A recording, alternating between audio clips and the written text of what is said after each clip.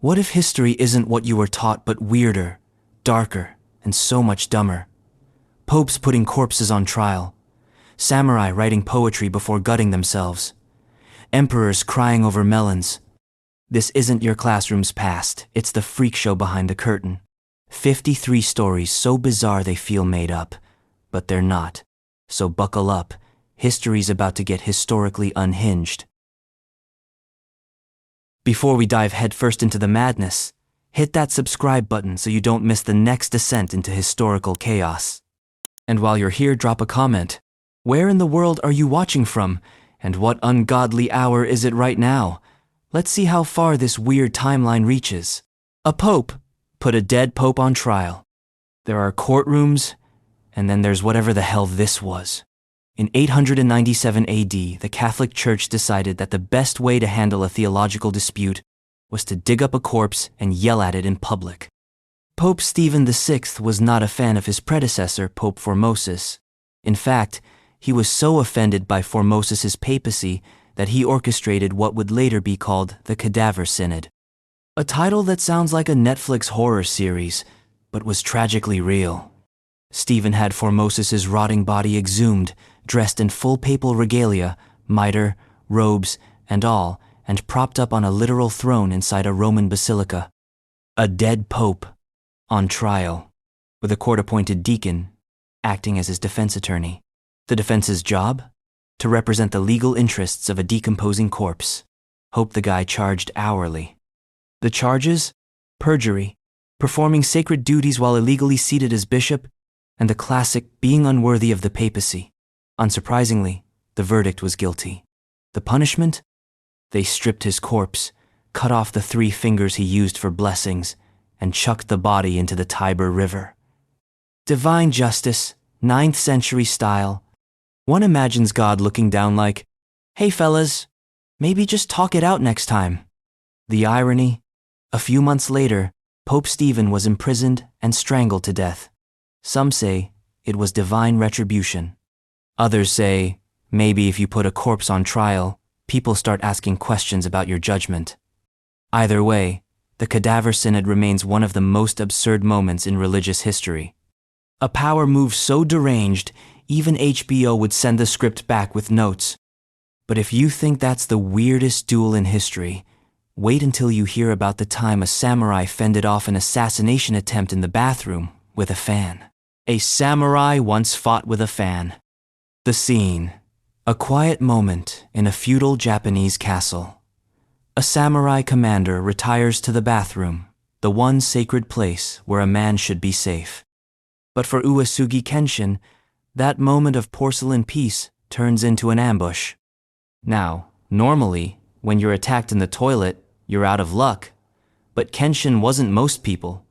He was one of the most feared warlords in 16th century Japan. And when an assassin burst in to kill him mid-squat, Kenshin didn't reach for a sword. He didn't even have a dagger. What he did have was a tesson, a war fan made of iron, typically used to signal troops or block arrows. Today, it was doing neither. It was about to be used to fracture a man's skull. With a swift move, Kenshin cracked the would-be assassin across the head, killing him instantly. Bathroom defended, dignity intact, and somewhere, centuries later, Bruce Lee smiled in approval. It's the kind of moment that turns into folk legend, the kind of improbable violence that only becomes believable when told over rice wine. Of course, this wasn't just luck. Kenshin was famous for his tactics, discipline, and apparently, his incredible reflexes while half naked. The man turned a fan into a murder weapon. Your ceiling fan can barely handle dust. The symbolism here is almost too perfect. Calm, collected warlord dispatches chaos with an object designed to cool things down. It's poetry, with blunt force trauma. And yet, this isn't even the strangest creation myth we'll cover.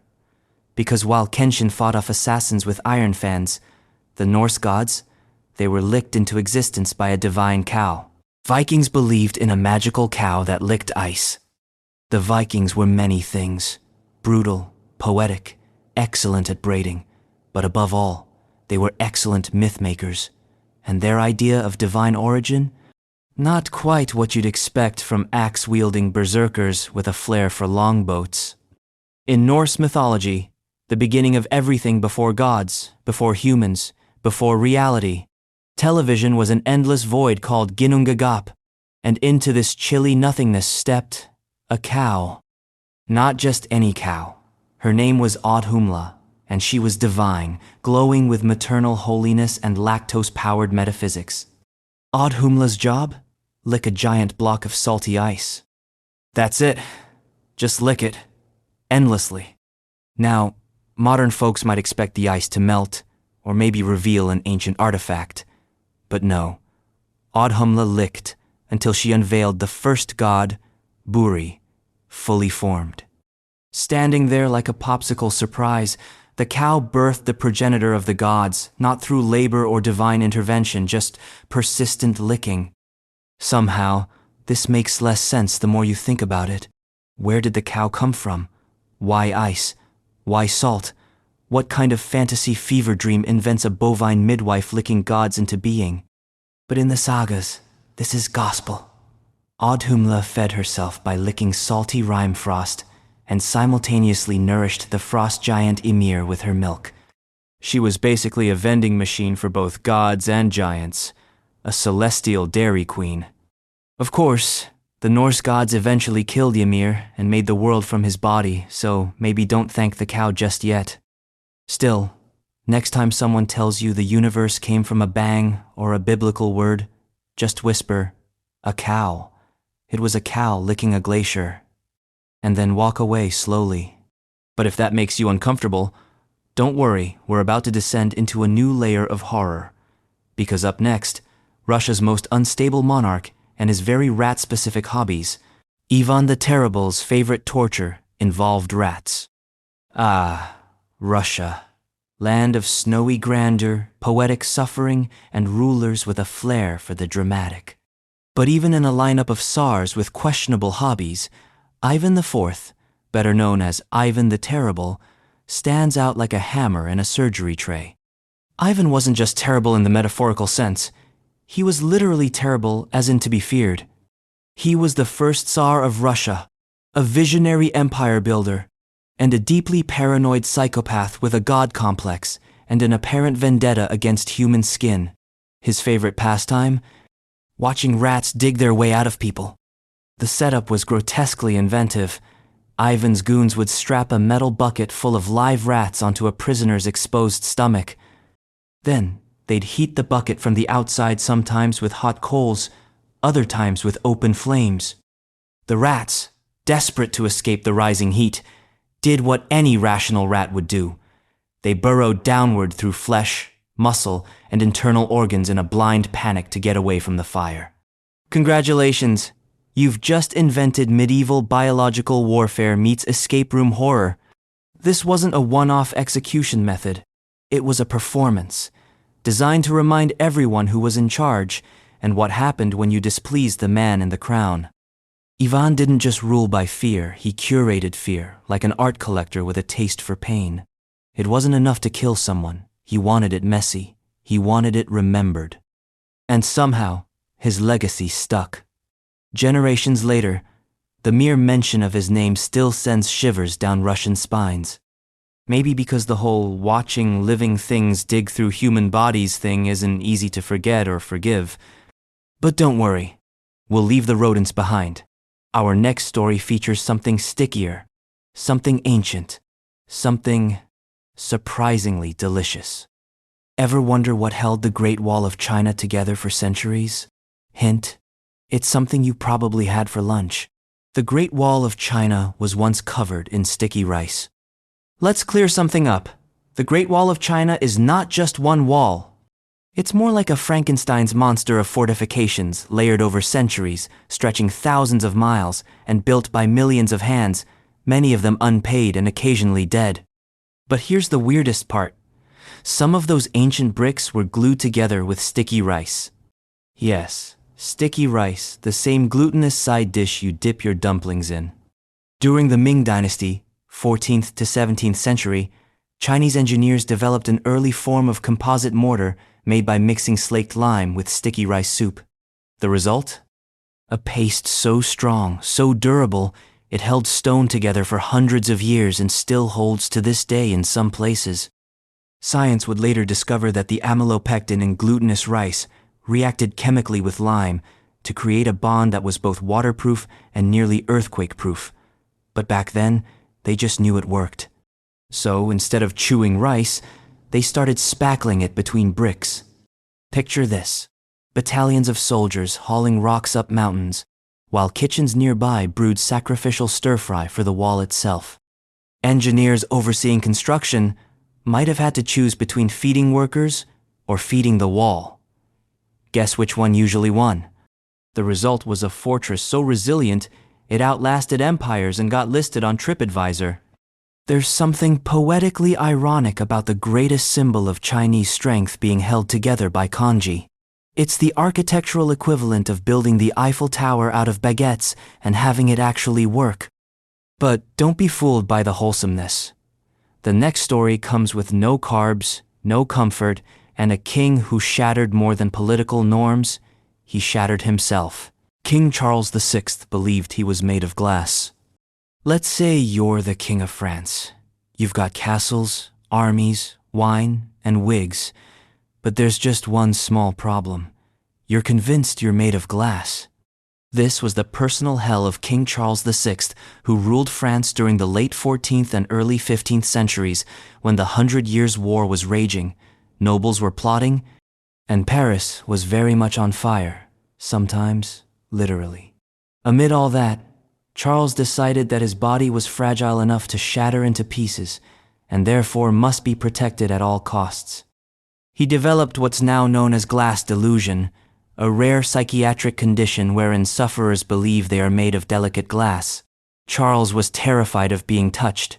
He refused to let people come near him. He wore padded clothing, Saturday motionless for hours. Some reports even claim he had metal rods sewn into his garments to prevent accidental breakage. Essentially, the king turned himself into a walking display case. Now, medieval monarchs weren't exactly known for their mental health resources. So naturally, the court did what any medieval bureaucracy would do: ignore it until it became too embarrassing, and then blame it on witches. Charles wasn't just fragile in the head, he also suffered violent outbursts, amnesia, and a growing paranoia that made him increasingly unfit to rule. At one point, he forgot who his wife and children were, then tried to kill his own knights during a manic episode, all while being dressed like an armored pillow. It would be hilarious if it weren't so tragic. And honestly, maybe still a little hilarious. But Charles's reign left a lasting impact not just on French history, but on the way we understand mental illness and power. He wasn't just a delusional king. He was a walking metaphor, a ruler who looked solid on the outside, but was one wrong move away from total collapse. And speaking of collapse, the Mongols were about to send a whole plague crashing into Europe. Not with armies, not with arrows, but with rotting corpses and a truly disgusting long-range weapon system. The Mongols used plague as a weapon. So, you're a Mongol general in the 14th century. You've conquered half the known world, your enemies tremble at the sound of hooves, and you're laying siege to a walled city in Crimea called Kaffa. But there's a problem. The defenders won't come out, and your soldiers are suddenly dropping dead not from arrows, but from a disease that causes boils, blackened skin, and inconveniently rapid decomposition. Do you retreat? Do you wait it out? You do what any reasonable warmongering empire builder would do. You launch plague-infested corpses over the walls with catapults. This was biowarfare before biowarfare had a name. In 1346, during the siege of Kaffa, the Mongols supposedly hurled rotting bodies of their own dead soldiers, bloated and black with the bubonic plague, into the city. Just imagine it, trebuchets creaking, limbs flailing through the air, and defenders suddenly realizing that it's not raining arrows, it's raining meat. What followed was chaos. Plague spread rapidly inside the city, and terrified Genoese merchants who were definitely not trained for airborne corpse warfare fled by sea. Unfortunately, they took the disease with them, Weeks later, those same ships arrived in Europe, carrying a few spices, a few rats, and the microscopic seed of a continental apocalypse. Thus began the Black Death, which would go on to kill somewhere between a third and half of Europe's population, all because some Mongol general woke up and chose weaponized decomposition. Now, whether or not this tactic truly started the plague in Europe is up for historical debate, but it's not the kind of detail you just make up. The Mongols were tactical geniuses, brutal, efficient, and wildly creative with their cruelty. In a way, this was just another tool in their horrifyingly versatile toolkit. And if you're wondering how medieval doctors reacted to this mysterious disease sweeping the land, let's just say they had some ideas. And one of those ideas involved drinking gold. Medieval Europeans drank liquid gold as medicine. Let's talk about the worst smoothie you've never ordered. In medieval Europe, if you were suffering from mental illness, epilepsy, or just the terrifying inevitability of aging, doctors might prescribe you a revolutionary new cure: drinkable gold. No, not Goldschlager. Actual, liquefied gold. The alchemists of the day, half scientists, half dreamers, all frauds believed that gold possessed mystical properties. It was incorruptible, untarnishable, pure. And what better way to transfer that purity into the human body than by turning it into a potion? This wasn't just a fringe theory. Potable gold was fashionable among Europe's elite, who were desperate to buy their way out of mortality. The idea was simple. Gold doesn't age or decay, so if you drink it, maybe you won't either. Logic so sound, it could only come from a man wearing 10 pounds of leeches. The process involved dissolving gold in acids, then suspending the solution in alcohol or herbs. The result? A shimmering, toxic elixir that tasted like divine bankruptcy. Side effects may have included vomiting, organ failure, and death, but if you were already dying, what did you have to lose? Dignity? Please. You just paid a monk to liquefy your jewelry. The obsession got so out of hand that some nobles literally drank themselves to death with gold, believing they were cheating death while death took notes. And it wasn't just for the sick. The elixir of gold was consumed as a general wellness tonic, the medieval equivalent of a Gwyneth Paltrow product line. The irony? Gold is biologically inert. It does nothing. It passes through the body undigested. You are quite literally flushing money down the toilet. Sparkling, glowing, high-carat diarrhea. All in the name of eternal youth.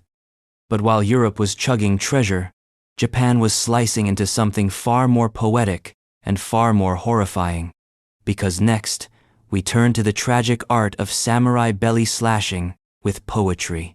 Japanese samurai practiced belly slicing with poetry. If your job description includes ritual taking your own life, you're either a samurai or working customer service in the 21st century. But for Japan's samurai class, death was not a bug, it was a feature. And no exit was more honorable, more gruesome, or more oddly poetic than seppuku.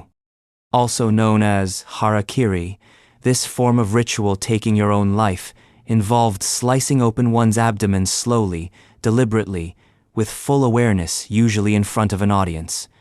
It was done to atone for failure, protest injustice, or preserve honor in the face of disgrace. And just before slicing into themselves, many samurai would sit down, take a deep breath, and compose a death poem. Imagine it. A quiet courtyard. The samurai kneels, robes pristine, blade gleaming. And before he turns it inward, he recites a short, elegant poem about the transient nature of life. Cherry blossoms, morning dew, falling leaves while everyone else stands around, nodding solemnly, pretending they're not about to witness a man disembowel himself. The poems themselves were often stunning, haunting, brief as a breath, a final, precise expression of the inner world captured right before that world was cut open. But let's not romanticize it too much. Seppuku was excruciating. The samurai would slice from left to right across the belly, exposing intestines, nerves, mortality. A second, called the kaisha kunin, stood behind with a katana, tasked with beheading the samurai at the moment of unbearable agony. It was choreography with lethal stakes. The death poem served a function. It declared control. Even at the edge of annihilation, the samurai owned his story. He would not die mumbling or screaming.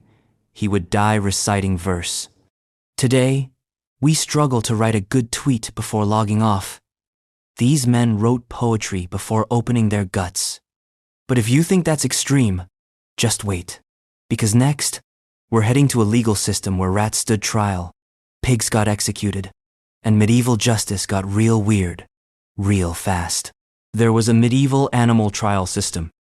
In modern courts, we argue over tax evasion, parking tickets, and corporate malfeasance. But in medieval Europe, sometimes the defendant was a pig, a literal pig, standing trial for murder. Yes, during the Middle Ages, Europe developed a legal system so theologically obsessed and legally confused that animals could be held criminally responsible. Dogs, cows, rats, even insects, none were above the law. You stole grain? Death. You trampled a child? Death. You buzzed too loudly during Mass? Excommunication. For bees. These weren't symbolic rituals either. These were full-blown trials, complete with prosecutors, defense attorneys, yes, for animals, witnesses, and public executions. Sometimes, entire towns would show up to see a pig tried for manslaughter and then solemnly hanged in the village square wearing clothes. Because naturally, if a pig kills a toddler, the correct response is to put it in pants and give it due process. And don't get smug, this wasn't just a fringe thing. In 1386, a sow in France was tried for killing a child. She was found guilty, sentenced to death, and executed publicly. But it gets weirder. Her piglets were also put on trial as accomplices. The court eventually decided the piglets were innocent because they were too young to understand the crime. Yes, that's correct. The legal system that burned witches also respected juvenile pig law. Why did this happen? Well, blame theology. Medieval law viewed animals as part of God's moral order.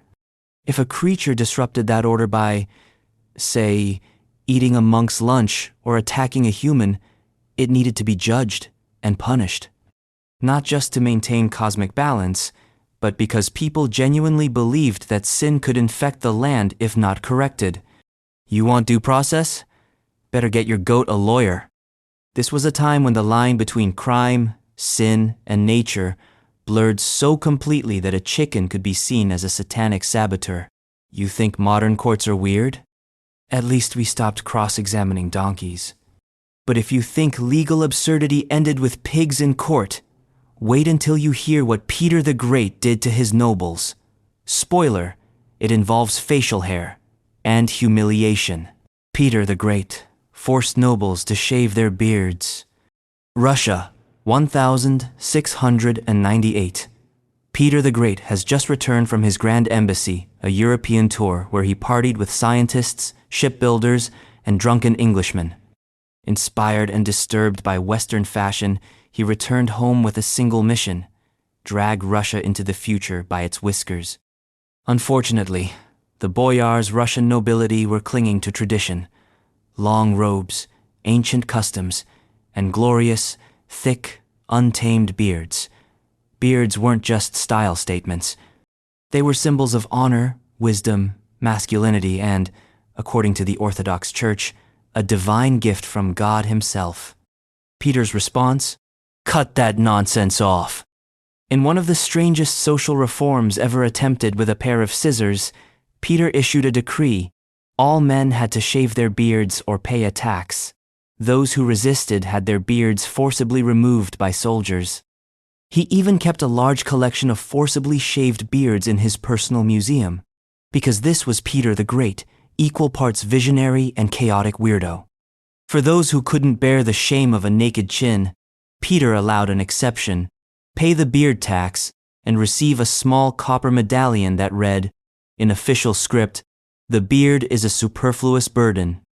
Nothing says masculinity like a beard license calling you obsolete. Resistance was fierce.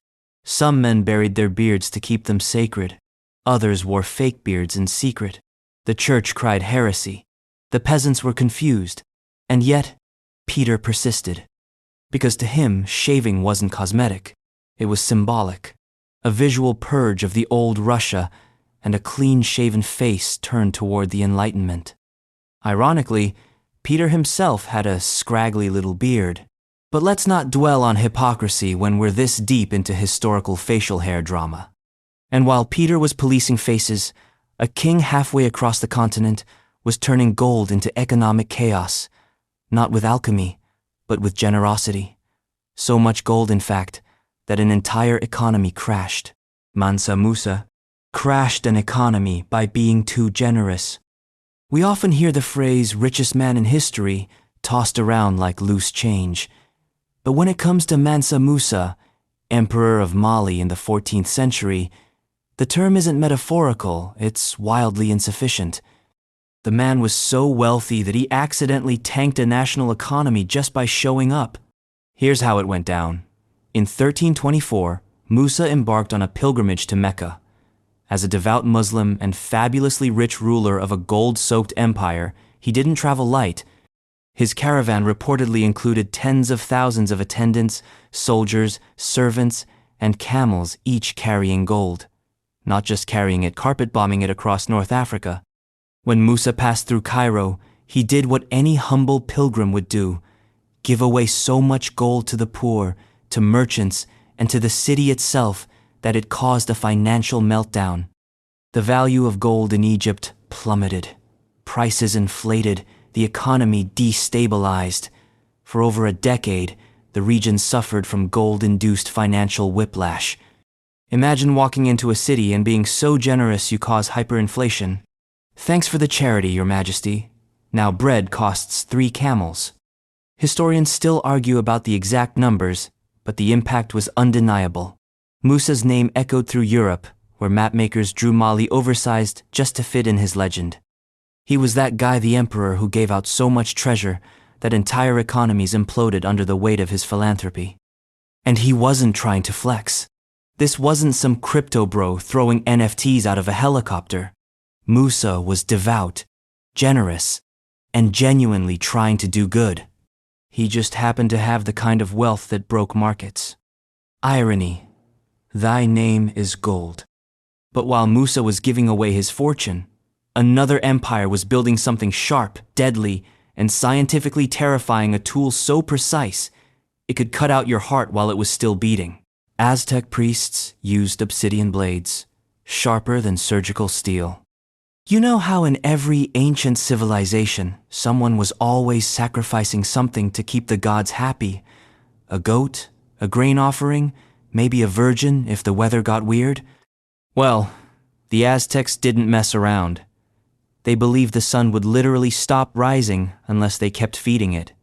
And by feeding, we mean ripping out still beating human hearts on top of giant stone pyramids. Now, you might assume they did this with some crude stone dagger or jagged bone club. Nope.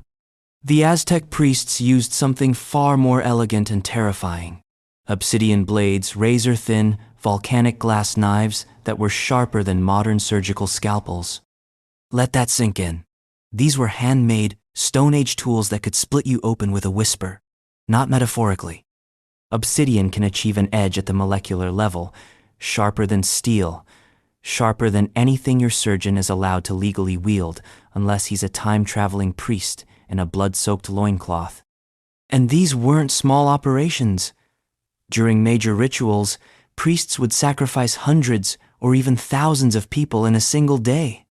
Victims were laid out on stone slabs, their chests sliced open with obsidian, and their hearts pulled out mid-beat and held toward the sky. It was brutal, efficient, and deeply spiritual depending on which side of the knife you were on. The purpose? To nourish the gods. The sun god Huitzilopochtli, in particular, had a taste for fresh cardio. Without this offering, the cosmos would fall into darkness. So really, they were doing everyone a favor. Ironically, the Aztecs had a deep understanding of anatomy. Their use of obsidian wasn't just symbolic, It was practical. It caused cleaner incisions, less tissue damage, and fewer bone fractures. So yes, they were committing mass ritual murder, responsibly.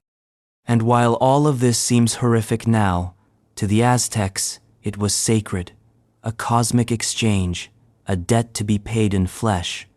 But if you think spontaneous dance deaths are less grim, think again. Because up next is the time Europe danced itself straight into the grave, and no one knows why. The dancing plague was a real thing.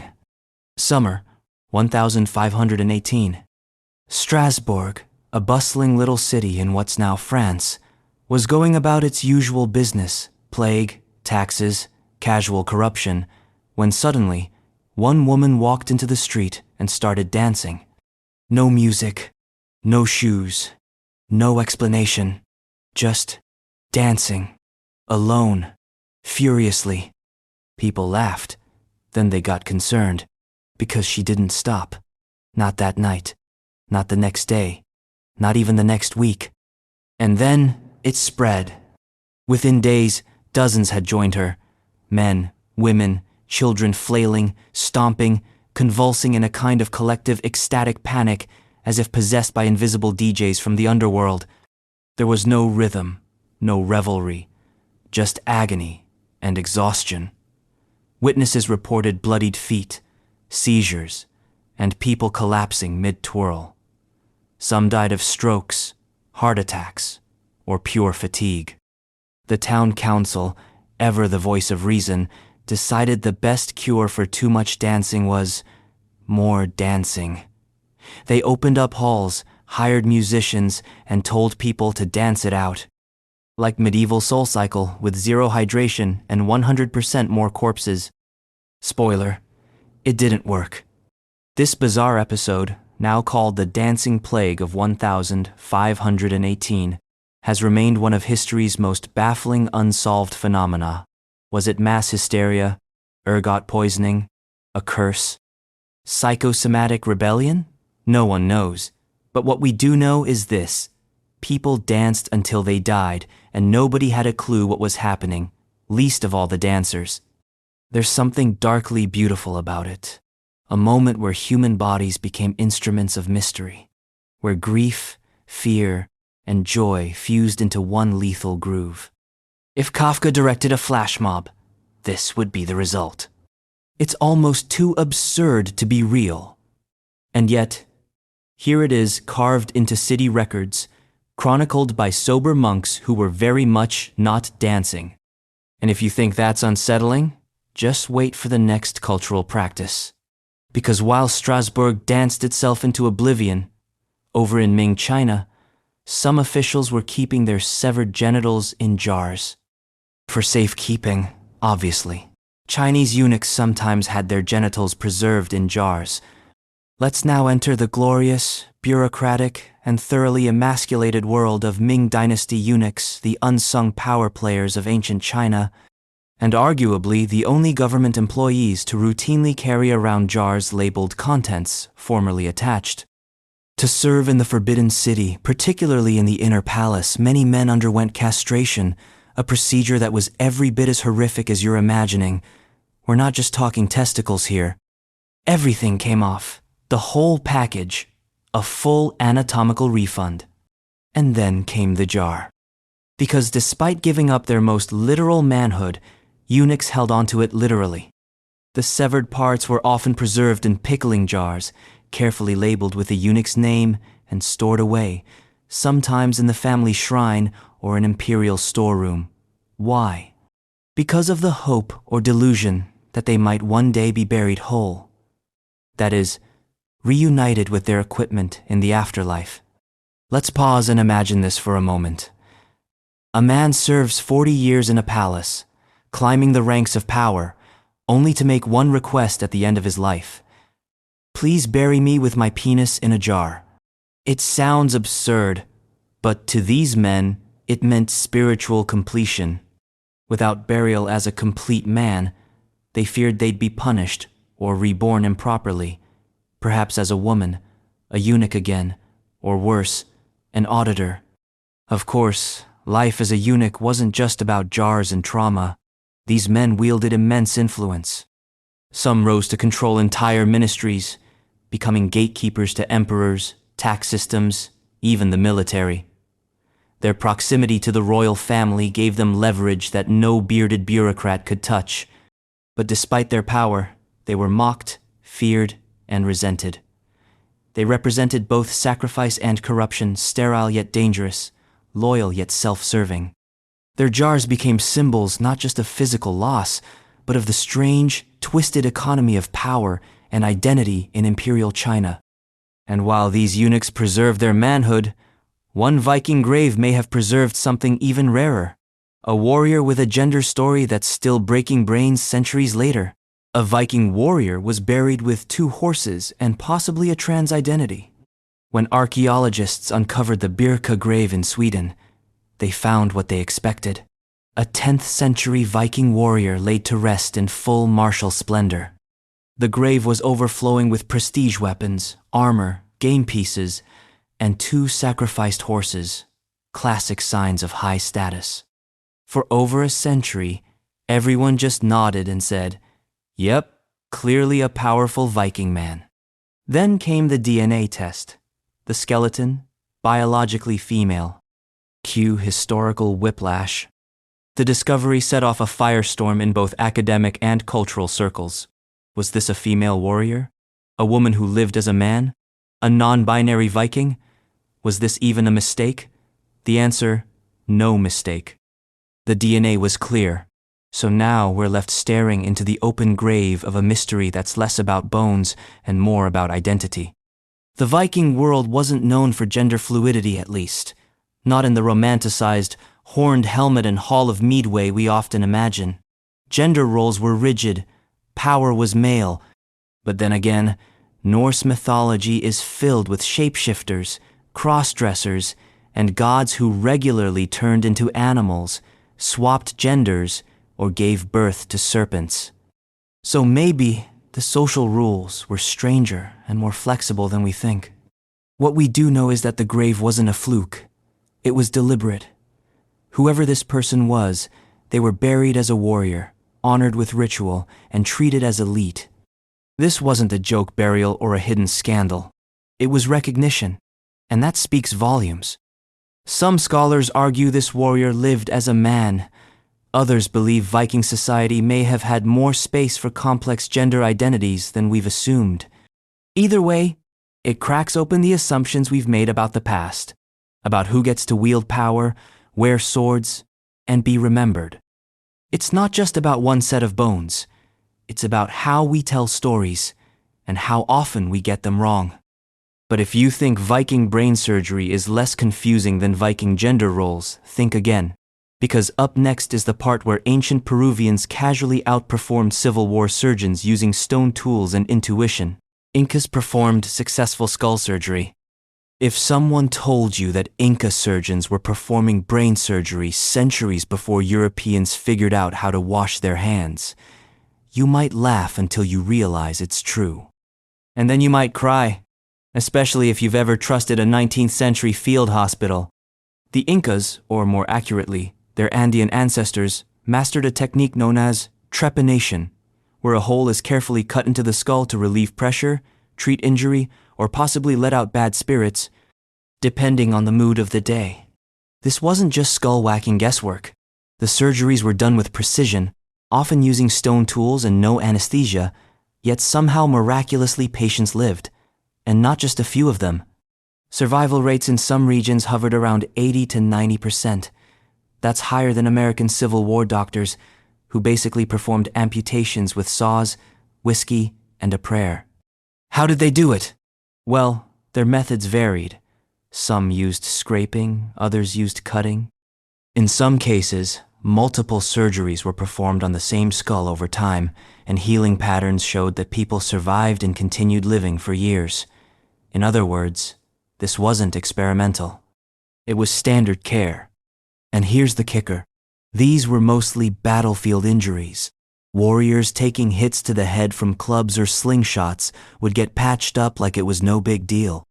The Incas even cleaned and sanitized their tools, something European doctors of the same era thought was unnecessary because pus is a good sign. Right. So, what do we make of this? Maybe it's time to retire the image of ancient people as ignorant brutes. The Incas were engineers of the brain, understanding bone, healing, and human pain in ways that are still mysteriously advanced. But while the Incas were cutting into heads with surgical grace, medieval Europe was getting creative in its own disgusting way. Because next, we meet the plague doctors who thought sniffing raw sewage might cure disease. Medieval doctors thought bad smells could cure the plague. The Black Death is sweeping through Europe. Bodies are piling up. No one knows what's causing it. Germ theory hasn't been invented. So, what's the logical medical response? Sniff a latrine. You heard that right. In the 14th century, the best medical minds in Europe were prescribing bad smells to cure worse ones. This practice, rooted in the theory of miasma, or bad air, claimed that plague was caused by foul odors entering the body, and the only way to fight bad air, naturally, was with even worse air. That's right, rotting meat, decaying animals, open sewers, all recommended as counter-miasmas. Some doctors told patients to stick their heads in public toilets. Others carried bouquets of flowers or bundles of herbs called posies, hence the nursery rhyme, "Ring around the rosy," which, fun fact, is about dying horribly. The iconic plague doctor mask? That wasn't just a creepy fashion statement. The long beak was stuffed with lavender, camphor, or occasionally ground up snakes to keep the stench, and supposedly the plague, at bay. Because when you're watching half your town drop dead, any theory that involves sniffing dead things to avoid becoming one starts to sound oddly reasonable. There's something tragic in the logic. These weren't idiots. They were trying to make sense of an invisible killer with no tools, no knowledge of bacteria, and no TikTok experts. So they turned to what they knew, the senses. Smell was powerful. If the air felt wrong, then air must be the enemy. And if stench was the enemy, then overwhelming the enemy with worse stench must be victory. It's medicine by way of olfactory warfare. And yet, in some strange twist of cosmic irony, the masks and social distancing actually did help. The stench sniffing failed, but the avoidance of other humans? Shockingly effective. Still, it doesn't get much weirder than treating a deadly disease with sewage aromatherapy. Unless, of course, you're a Korean admiral building battleships shaped like angry dragons. A Korean admiral built a battleship that looked like a dragon.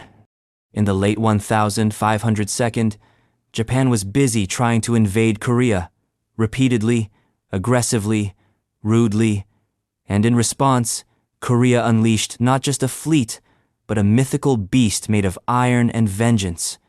Enter Admiral Yi Sun-sin, a military genius with a flair for theatrics and one massive middle finger aimed squarely at invading forces. He didn't just want to win, he wanted to make sure the enemy remembered how they lost. His weapon of choice? The legendary Geobuxion, or turtle ship. Picture this, a low-slung, heavily armored warship with a spiked iron shell, making it immune to boarding. On the prow sat a carved dragon's head, not for decoration, but function. The dragon belched suffocating smoke, concealing the ship's movements. Sometimes, it even shot cannonballs out of its mouth. That's right, he weaponized a nautical dragon face. The top of the ship was covered in iron spikes so enemy soldiers couldn't jump on board, which, let's be honest, is a great design feature for any modern vehicle. It had multiple cannons, tight maneuverability, and a hull that could glide through narrow waters like a knife through silk. The Japanese had never seen anything like it. Probably because they expected to fight sailors, not fire-breathing sea reptiles. The turtle ship wasn't just a gimmick. It led Korea to a series of shocking naval victories, even when vastly outnumbered. Yi Sun-sin fought 23 battles without losing a single ship. Imagine being so good at war that your navy operates like a ghost fleet, quiet, deadly, and inexplicably shaped like a reptile from hell.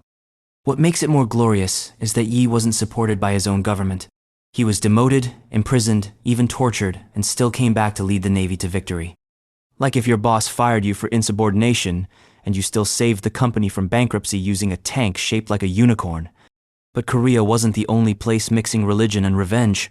Over in Europe, medieval monks were busy defending their libraries with something far scarier than iron spikes: eternal damnation.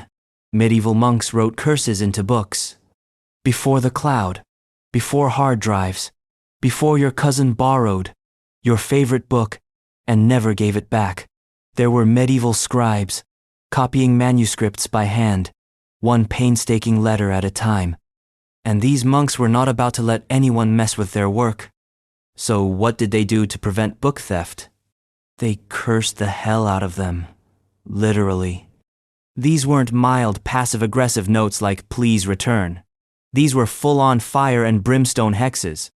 Think, whoever steals this book shall be roasted in a cauldron of snakes, flayed by demons, and condemned to eternal darkness while lice feast on his soul. And that's just a paraphrase. Some went further, invoking saints, plagues, or even creative punishments involving demonic rodents. Monastic libraries took book theft seriously. A single volume could take months or years to produce and cost a fortune in parchment and ink. A stolen manuscript wasn't just a loss, it was a spiritual affront. So monks fought back with the one tool they had: apocalyptic guilt trips. These curses were often written at the end of a manuscript, in the colophon, the final flourish, where scribes would date the work, sign their names, and then threaten divine retribution. It's kind of like a literary booby trap. You get to the end, and bam, you're damned forever. Ironically, the curses worked. Book theft was a serious crime, and people genuinely believed that stealing a holy text could doom your soul. In a world where saints might appear in dreams and demons lived behind doors, you didn't take your chances over a copy of the Life of Street Jerome. What's even more poetic is that many of these cursed books survived, preserved in archives and libraries, sometimes with the curses still legible. Silent, patient, and ready to haunt anyone bold enough to remove them. And while the monks were busy protecting their precious scrolls, one pope was launching a campaign against something even sneakier than thieves: cats. Yes, cats. A pope once declared a war on cats. The year was 1233, and Pope Gregory IX had a problem. Not with heretics, not with pagans, but with cats. Specifically, black cats, which he declared were connected to devil worship. And because one can never go halfway when weaponizing religion, he issued a papal bull, effectively launching an ecclesiastical war on felines. Why? Well, like most of Europe at the time, Gregory was deep in the business of sniffing out evil. But while others saw witches, he saw whiskers. According to papal logic, cats were familiar spirits of sorcerers, tools of Satan, and possibly demonic themselves. The blacker the better. And so, across Europe, cats were rounded up, burned, drowned, or otherwise dispatched in the name of holy cleanliness. It was one of history's more absurd campaigns, a crusade against house pets. But the consequences were catastrophic, pun grimly intended. With the feline population decimated, the rat population exploded. The same rats that carried the fleas that carried the bacteria that triggered the Black Death. Yep, in a twist of divine irony, so on the nose it practically winks at you, the Church's war on cats may have directly contributed to the deadliest pandemic in human history. The enemy of Christ turned out to be the only thing keeping plague-bearing rodents in check. All because a pope didn't like the look of Mr. Whiskers. What makes this extra strange is that cats had been revered in earlier cultures. Egyptians saw them as sacred. Romans saw them as symbols of liberty. But medieval Christendom? Nope. The cat was rebranded as a four-legged satanic foot soldier. And to be fair, some cats do have that look. You know the one. So next time your cat stares at you like it's planning something, it probably is. Just know that in the 13th century, it could have gotten both of you excommunicated. But while cats were being burned in Europe, halfway across the steppes, Another empire was training soldiers to do the unthinkable: nap while riding full speed on horseback.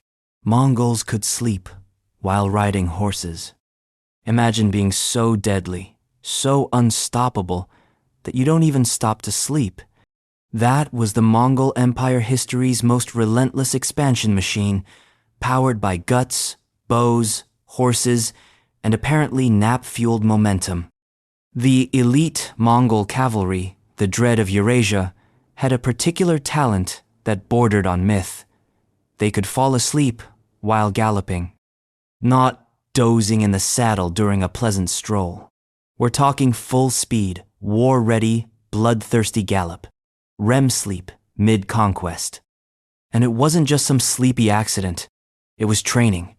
Practical, tactical, genius.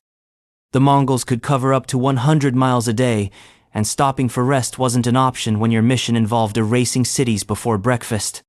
So they learned to doze in short bursts, heads swaying gently like apocalyptic metronomes, while their small, sturdy horses, conditioned to respond to the subtlest shifts in weight and leg pressure, kept running. This wasn't laziness.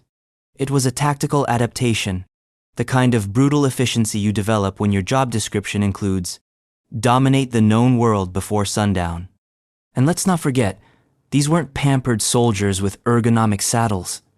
Mongol warriors rode with hardened leather gear, in unforgiving weather, with armor, weapons, and sometimes livestock strapped to them. Yet they still managed to sleep while moving faster than most medieval armies marched in a week. Their mounts were part of the magic short, tough steppe ponies that could run for hours without food or water. The Mongols would rotate between multiple horses per rider, switching mid-ride to preserve stamina. It was like having a biological motorcycle gang with a built-in nap schedule. Meanwhile, European knights were still trying to figure out how to pee in chainmail. It's no wonder Mongol armies moved like a plague of ghosts everywhere, nowhere, silent, devastating. When you're fighting people who sleep between killing sprees, you don't win. You just hope they get bored. But if Mongols turned sleep into a weapon, the Ottomans had another idea. Make sure the people doing your executions literally can't hear a word. Ottoman sultans used deaf-mute executioners. Picture this. You're in the palace of the Ottoman Sultan. The floor is marble, the ceilings are gold, and the air is thick with incense and secrets. Lots of secrets. And behind the velvet curtains, waiting patiently with a length of silk cord, is a man who cannot speak, cannot hear, and absolutely can kill you without saying a word. Welcome to the world of the Ottoman deaf-mute executioner, part enforcer, part shadow, part mortal punctuation mark, at the end of someone's royal sentence. This was no urban legend. In the grand palaces of Istanbul, the sultans maintained a small, elite group of deaf-mute servants whose duties included strangling people with silk cords, politely, efficiently, and, most importantly, silently. Why deaf-mute? Because palace politics was a blood sport where information equaled power. Having executioners who couldn't overhear schemes, gossip, or royal orders or repeat them was a form of institutional soundproofing. You could plot your cousin's death right next to one of these men and not worry about a word leaking. They were part of a larger class of court staff known as the Bostanchi, who handled everything from security to gardening to the occasional light regicide. And they weren't just thugs, they were trained, disciplined, and often feared more than the actual army. If one of them showed up in your chambers, silk cord in hand, you didn't ask questions.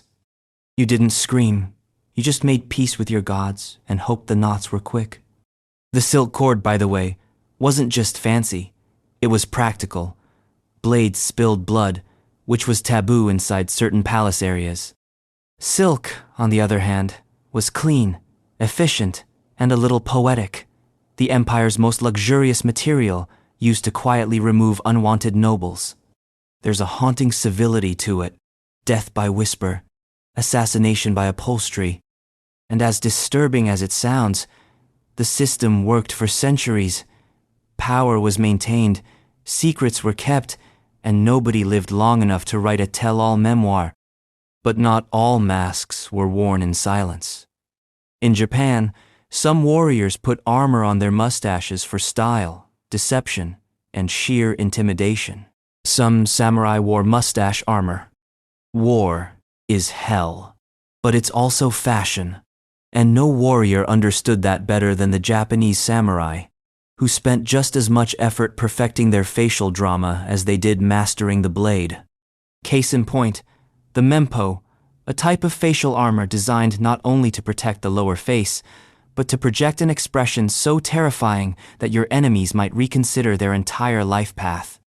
Some of these masks featured elaborate mustaches, either painted on, forged in iron, or made of horsehair glued directly onto the armor. That's right, samurai had mustache armor. Why? Because image was everything. A samurai had to look formidable, wise, and slightly unhinged, like someone who might recite poetry or disembowel you depending on the weather. A fearsome mustache helped sell the vibe. If you were too young to grow one, or too dead to care, the armor had you covered. These weren't subtle little whiskers. We're talking dramatic, swooping, villain in a kabuki play mustaches, often paired with grotesque grimaces, fangs, or exaggerated jaws. The goal was to turn every samurai into a walking nightmare, part soldier, part demon, all business. There were practical reasons too. Mempo protected the face from blades and arrows, especially in close combat. They also helped anchor the kabuto, the elaborate helmet, making the whole headpiece more secure. And in battle, where chaos reigned, a good mempo made you instantly recognizable, like battlefield branding. But let's be honest, part of it was just pure aesthetic dominance. If your opponent shows up with a mustache carved out of iron, you start rethinking your life choices. And as with everything samurai, the balance between terror and beauty was razor thin. The masks weren't just scary, they were art. Lacquered, painted, adorned with fine details, some even inscribed with tiny protective prayers on the inside. It was intimidation with a spiritual footnote. Murder, but tasteful. But if you think fake mustaches are odd, wait until you hear about the plant that screams when pulled, or at least, that's what medieval Europe believed. Let's meet the mandrake, the original botanical banshee. Medieval Europeans thought mandrake screamed when pulled. Imagine digging up a root and being cursed to death by its scream. That was the general vibe around mandrakes in medieval Europe, the world's most overhyped vegetable. To be fair, mandrake roots do look unsettling. They're humanoid in shape, stubby little arms and legs, like a dirt-covered baby trying to escape the produce aisle. That was enough for the medieval imagination to absolutely lose its mind. According to popular belief, the mandrake didn't just grow in the earth like a normal plant. It grew under gallows, sprouting from the bodily fluids of hanged men, blood, sweat, or, depending on how spicy your folklore was, something even less family-friendly. Because obviously, that's where all great herbal remedies come from, dead criminals. And pulling it from the ground? That was the risky part. The plant, legend claimed, would scream a blood-curdling, soul-destroying shriek so powerful it could kill you on the spot. Which makes you wonder how the first person survived long enough to spread the story. But fear not, medieval manuals included instructions. The most popular involved tying the plant to a dog, covering your ears, and letting Fido do the dirty work. When the root screamed and killed the dog, you'd know it was safe to collect. A flawless plan, assuming you had a deep bench of expendable pets and no lingering guilt. Of course, mandrakes were believed to have magical properties, fertility boosters, painkillers, love charms, possibly aphrodisiacs, maybe even cures for demonic possession. Your classic all-in-one horror root. Apothecaries sold them dried and carved to look more human, adding to the mystique. Owning a mandrake was like having a cursed Swiss Army knife. It's a case study in how folklore, fear, and botany collided in the most theatrical way. No one actually heard a plant scream, but the idea, the narrative, was too good to resist. And speaking of narratives that got wildly out of control, Let's talk about the Roman emperor who loved his horse a little too much. So much, in fact, he gave it a job. A Roman emperor made his horse a priest. If you've ever looked at your pet and thought, you'd make a great clergyman, congratulations, you share a worldview with Caligula, the Roman Empire's favorite lunatic. Now, Caligula has a reputation. And by that, we mean a resume of chaos, declaring war on the sea, ordering his troops to collect seashells as spoils of war, and trying to build a floating palace made of wine and spite. But nothing says unfit to rule quite like promoting your horse to a religious office. The horse in question was Incitatus, beloved, pampered, and reportedly housed in a marble stable with a jeweled collar, an ivory manger, and servants, yes, servants, for a horse. He also had his own house and a dedicated schedule free of noisy neighbors to ensure proper rest before public appearances. But Caligula wasn't content with just spoiling his equine companion, Number. He allegedly made Incitatus a priest and possibly even intended to appoint him as consul, one of the highest political positions in Rome. Was it a joke? Was it satire? Was it the world's first performance art piece? Historians still argue about it. Maybe Caligula was trolling the Senate, saying, "This horse could do your job," or maybe he genuinely thought Incitatus was divine material. Either way, Rome took the L. There's something deeply poetic and deeply unhinged about replacing human religious authority with a guy who poops standing up. It's both a mockery of power and a reminder that in absolute monarchies, anything goes, including horse priests. And just to drive home how absurd this was, imagine going to confession and being asked to repent by a guy neighing through incense smoke. Of course, in the Aztec Empire, animals weren't officiating ceremonies. They were just innocent bystanders to ritual death matches. Because next, we enter the world of sacred sports, where the losers didn't just walk off the field, they were sacrificed. The Aztecs played ritual ball games, where the losers might die. The Aztecs loved a good ball game, but this wasn't your average kickball tournament or gladiator light distraction. No, this was ultimately a sport so sacred, so brutal, so soaked in myth and blood, it made the World Cup look like a school picnic. The game was played on a large stone court, with sloped walls and a heavy rubber ball that could weigh as much as 9 pounds. The objective? Use your hips, elbows, and knees, but never your hands or feet, to bounce the ball through a vertical stone ring mounted high on the wall. Think basketball meets dodgeball meets human pinball. Now, scoring a goal was rare, like once in a blue moon rare, and doing so could elevate you to legend. But this wasn't just sport. It was cosmic theater. The Aztecs believed the game represented the eternal battle between light and darkness, life and death. Every bounce was symbolic, every hit a miniature reenactment of divine warfare. And yes, death was on the line. Here's where the mystery kicks in. Some accounts say the losing team was sacrificed to the gods. Others claim it was the winners, offered as honored gifts in a kind of bizarre MVP ceremony from hell. Either way, someone wasn't going home. They were going to the afterlife, carried off the field in pieces.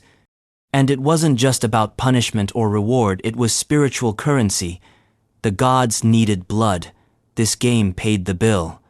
Imagine playing for your life, knowing that a well-placed hip check could mean your promotion to ritual disembowelment, and we thought penalty shootouts were stressful. The ball courts themselves were sacred spaces. They echoed with chants, music, and the sound of stone on rubber on flesh. The architecture channeled cosmic alignment. This wasn't leisure, this was existence in motion. And if you think eating emeralds sounds safer than dying in a stadium, you'd be right. But also, inexplicably medieval. Because yes, people actually ground up emeralds and ate them, for health. Obviously, in medieval times, people ate crushed emeralds. If you've ever looked at a glittering emerald and thought, I wonder how this tastes, congratulations, you might have made a fantastic 14th century European physician. Because in the hallowed halls of medieval medicine, crushed emeralds were considered a legitimate remedy, For what, you ask?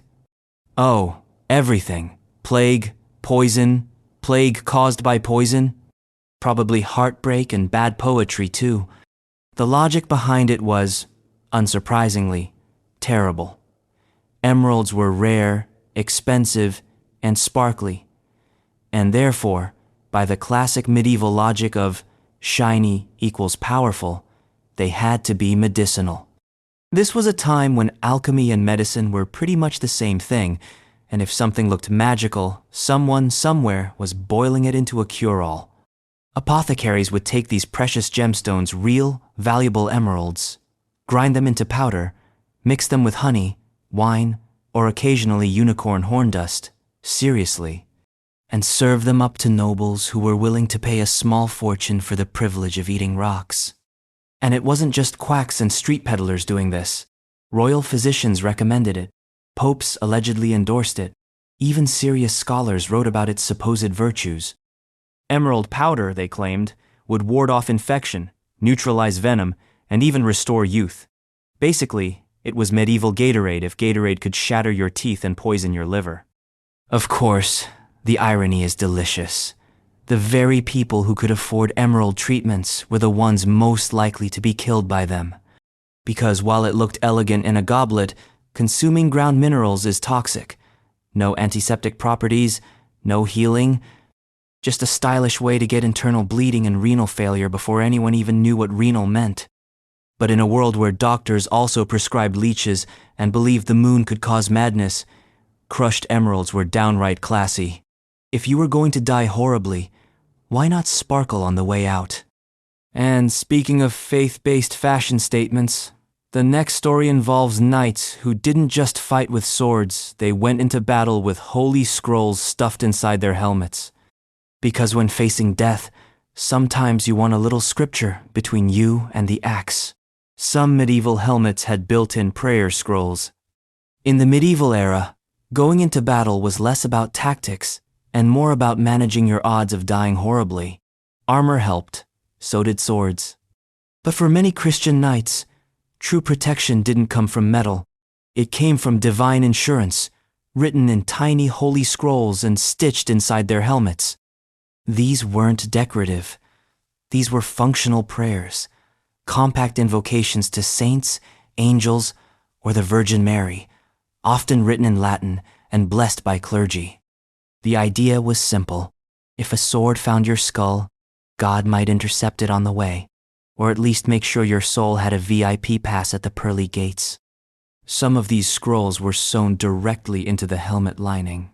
Others were etched into the metal itself, transforming the helmet into a wearable shrine.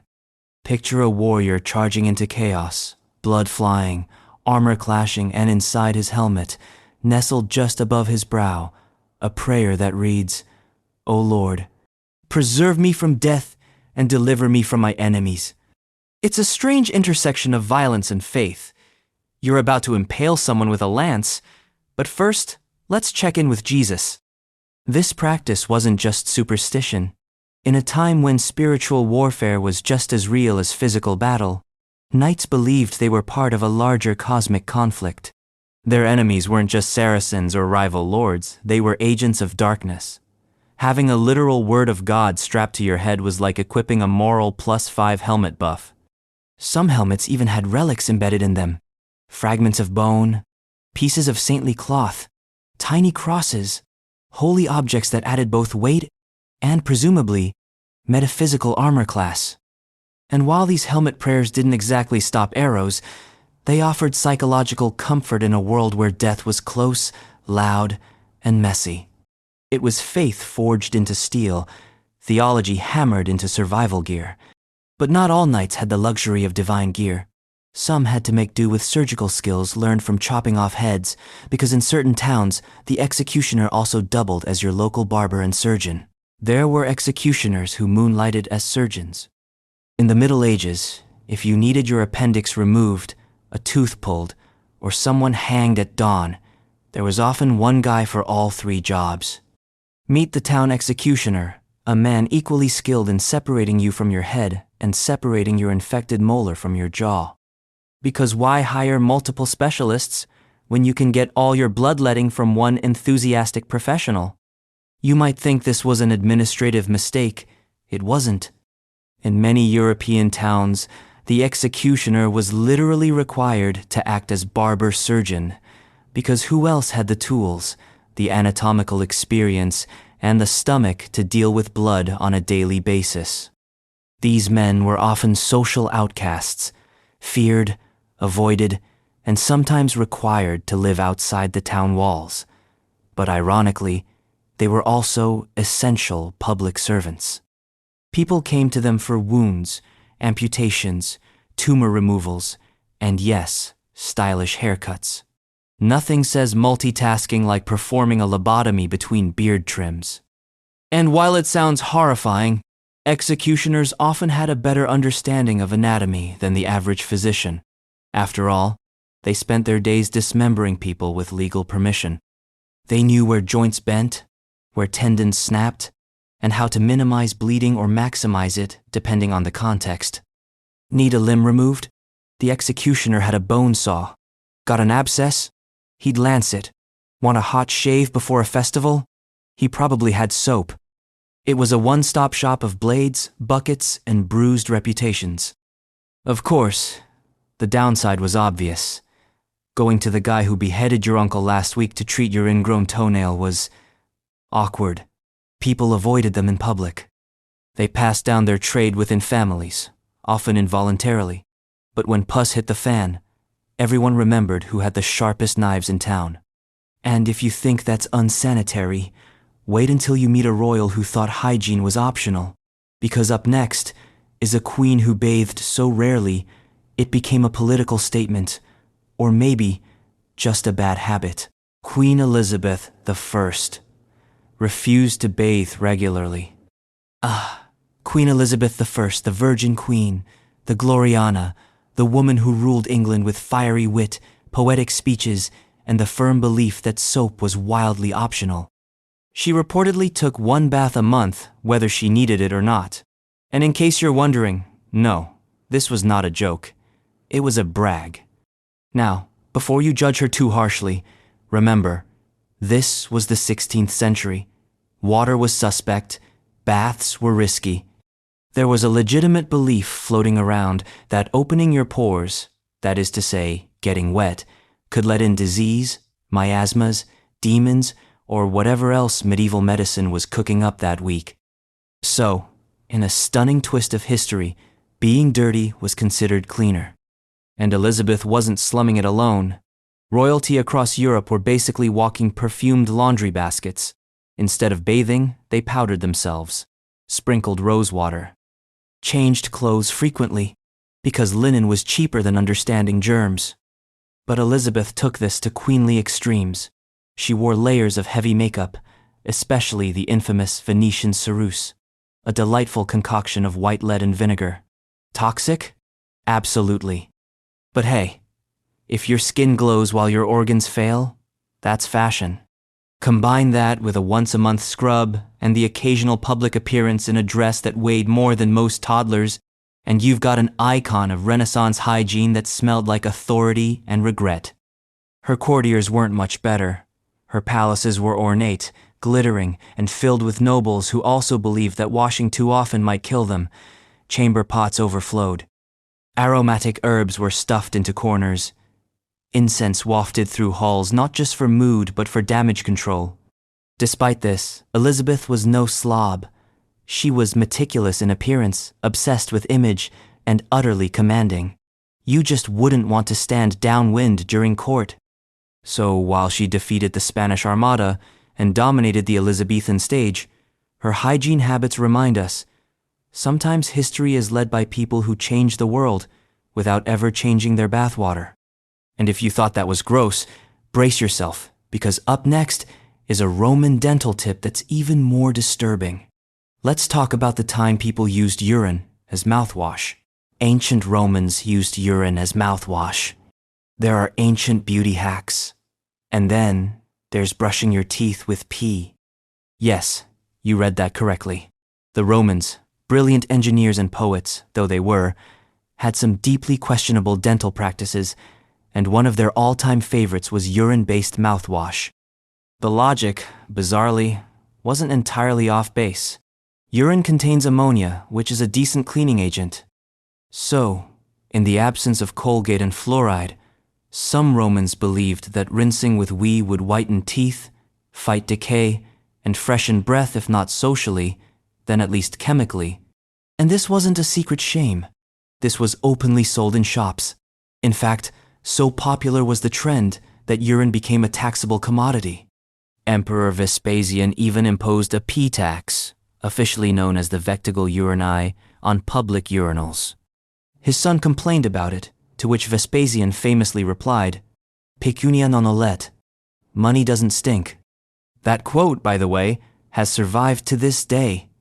So congratulations, you now know that one of the most famous sayings in Western history is literally about pee revenue. But the Romans didn't stop at local sources. No, they got picky. They believed Portuguese urine was particularly potent, perhaps due to the local diet, wine intake, or sheer confidence. It was imported in jugs, sold by the amphora, and rubbed lovingly on Roman incisors by people with too much money and not enough skepticism.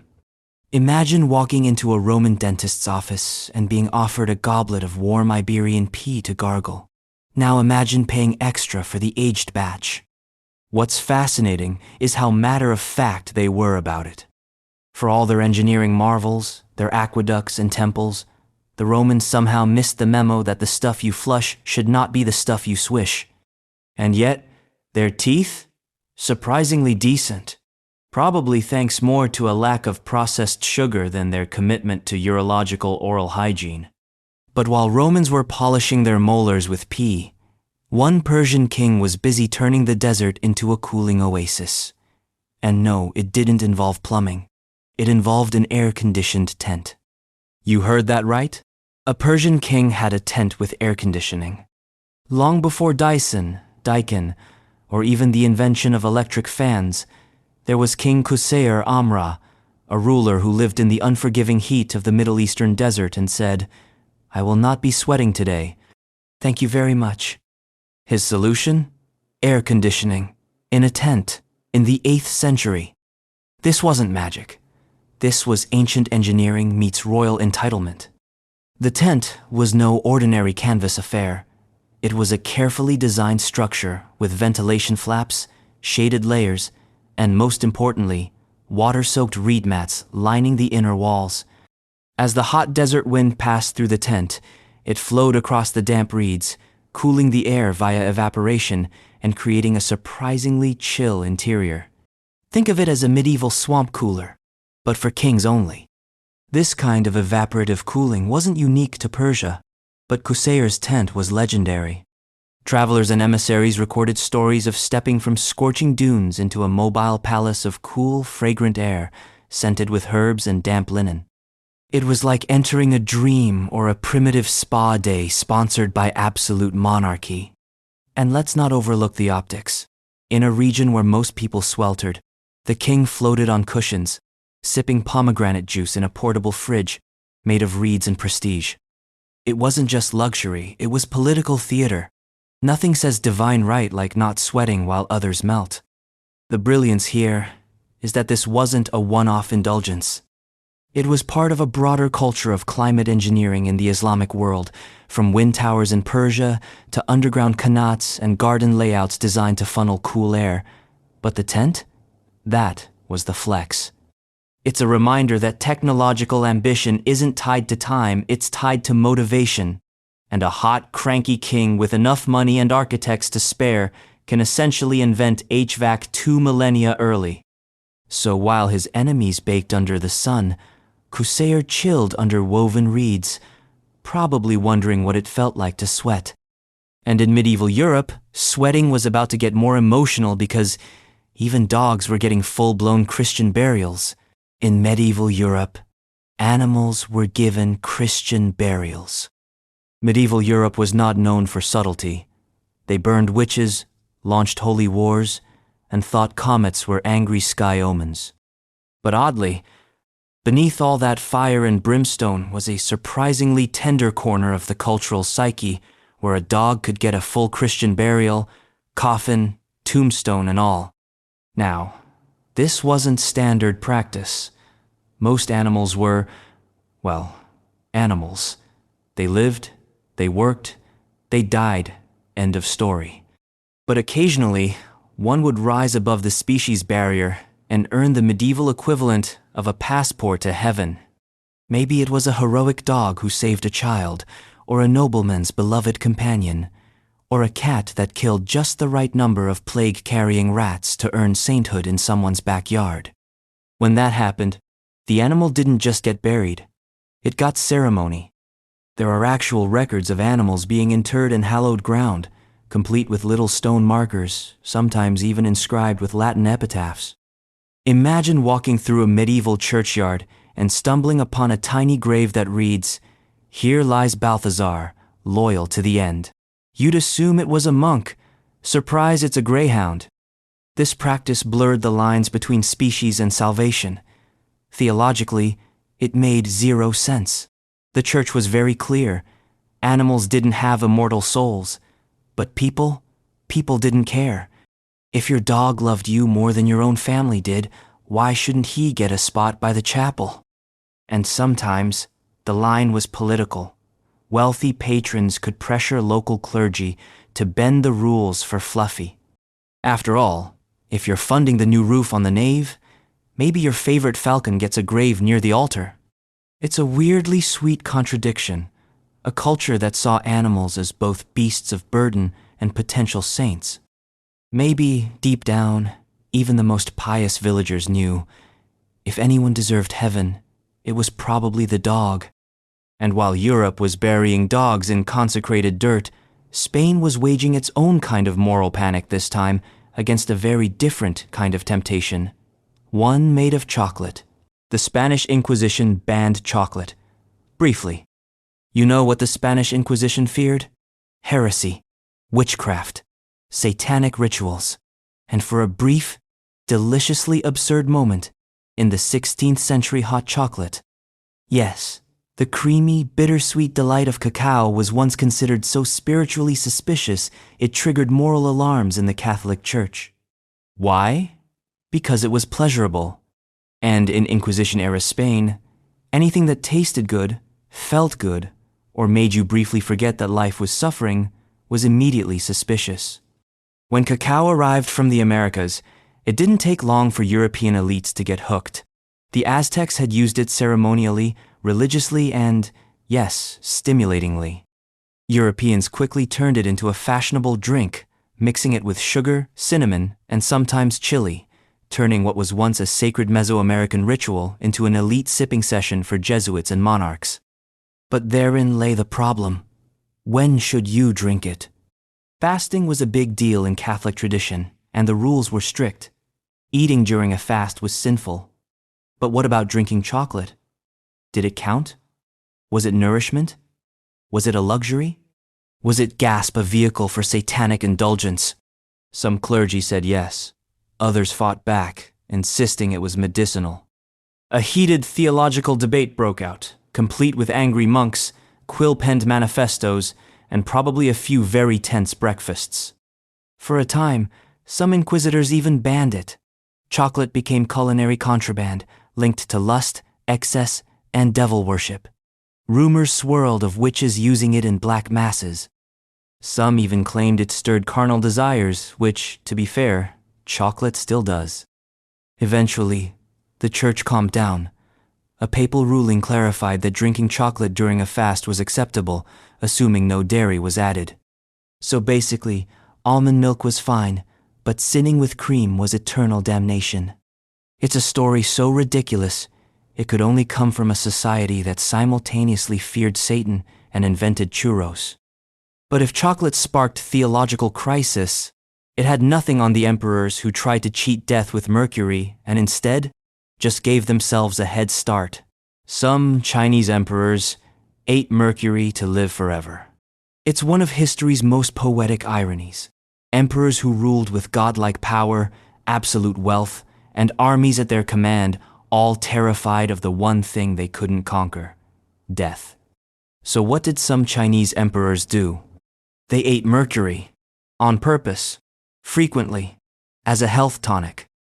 The reasoning came from Taoist alchemy, which promised immortality through balance, transmutation, and magical elixirs.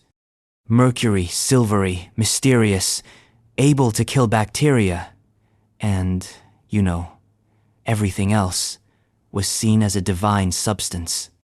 If it was powerful enough to dissolve gold, surely it could melt away mortality. So court alchemists prepared special elixirs of life, made from mercury sulfide, arsenic, and various toxic minerals, all blended into a shimmering potion of slow motion taking your own life. And emperors drank it not once, but often, sometimes daily.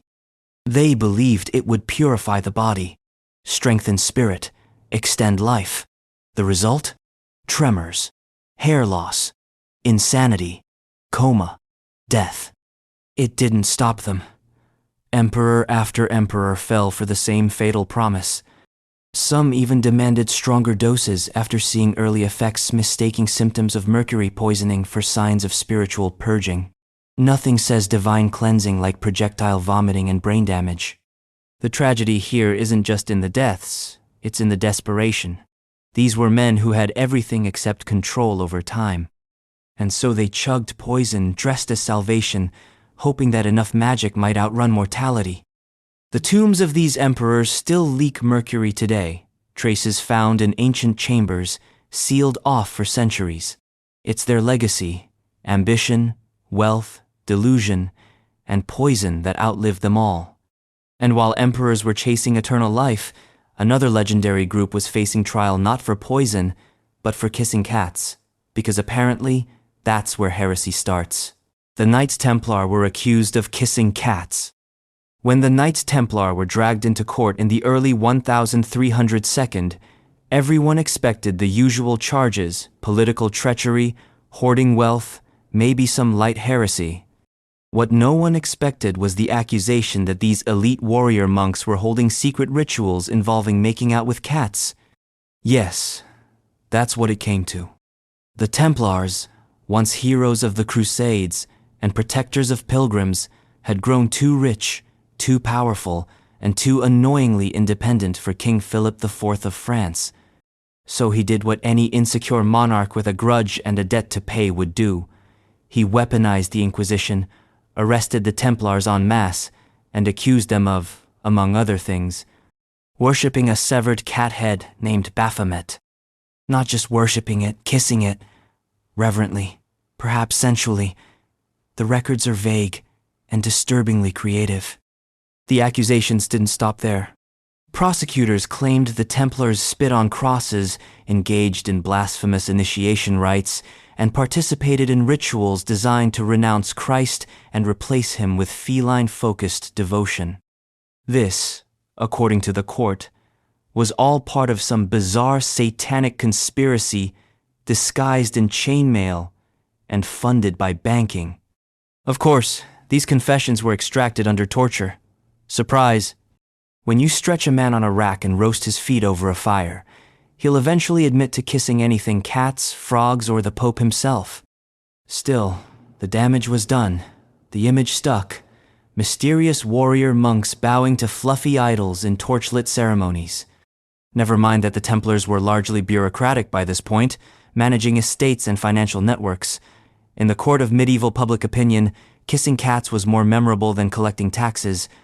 The irony? If any of it were true, they probably would have survived the Black Death a few decades later, since cats are historically great at keeping plague rats in check. But alas, the Templars were too busy being tortured and burned at the stake. And if you think that's as tragic as Ivan the Terrible ever got, you'd be wrong. Because next, we arrive at the moment he made his worst decision ever by killing his own son. Ivan the Terrible killed his own son with a staff. Ivan IV of Russia, better known as Ivan the Terrible, wasn't known for his emotional regulation. He was known for murder, paranoia, cruelty, and the occasional deeply poetic mood swing. But nothing quite captures the madness of his reign like the day he struck his own son and killed him. The incident happened in 1581, at the height of Ivan's volatile rule. His son, Ivan Ivanovich, was the Tsar's chosen heir. Intelligent, loyal, militarily competent, the kind of guy you'd hope would keep the empire from spiraling into complete chaos. So naturally, his father crushed his skull with a metal-tipped staff. Because that's what you do when you're the terrible. Accounts vary, but most agree the fight started over something depressingly domestic. Ivan had beaten his pregnant daughter-in-law for dressing immodestly, allegedly causing her to miscarry. His son confronted him, perhaps yelling, perhaps pleading, and Ivan, in a fit of rage, raised his staff and smashed it into his son's temple. The moment was immediate and irreversible. The young Tsarevich collapsed. Ivan, realizing what he had done, reportedly broke down in tears, cradling his dying son's body and screaming in despair. But no amount of wailing could undo the damage. The heir died days later. Russia lost its future. Ivan lost his legacy. A painting by Ilya Repin, depicting the moment, captures Ivan's haunted face, blood on his hands, panic in his eyes. It's one of the most haunting images in Russian art, and possibly the most accurate depiction of a ruler self-destructing in real time. The aftermath was bleak. Without a competent heir, Russia stumbled into the time of troubles, a period of famine, war, and political anarchy. The empire Ivan built began to eat itself, led by weak rulers and impostors. So yes, Ivan expanded Russia's territory. He also destroyed his own dynasty with one catastrophic swing. But if you think killing your heir is a bizarre legacy, just wait until you hear about the German bishop who tried to baptize a whale. Because obviously, when you're saving souls, even the ones with flippers count. A German bishop tried to baptize a whale. Let's set the scene. It's the 12th century. The church is expanding. Missionaries are spreading the gospel far and wide. And a bishop named Otto of Bamberg has just looked out at the sea and thought, you know what needs salvation? That whale. Yes, a whale. A literal whale. Swimming, minding its own blubbery business, and suddenly at risk of being doused in holy water. The story goes that Otto, a zealous Christianizer of pagans, believed that converting nature was part of his spiritual mandate. It wasn't enough to bring people into the fold, the animal kingdom must follow. So when a whale was spotted near the coast during one of his journeys, he decided it was a sign from God. Most bishops would have marveled. Otto prepared for a baptism. How exactly do you baptize a whale? Very carefully, one assumes. Some accounts suggest he sent priests with holy water to sprinkle the beast.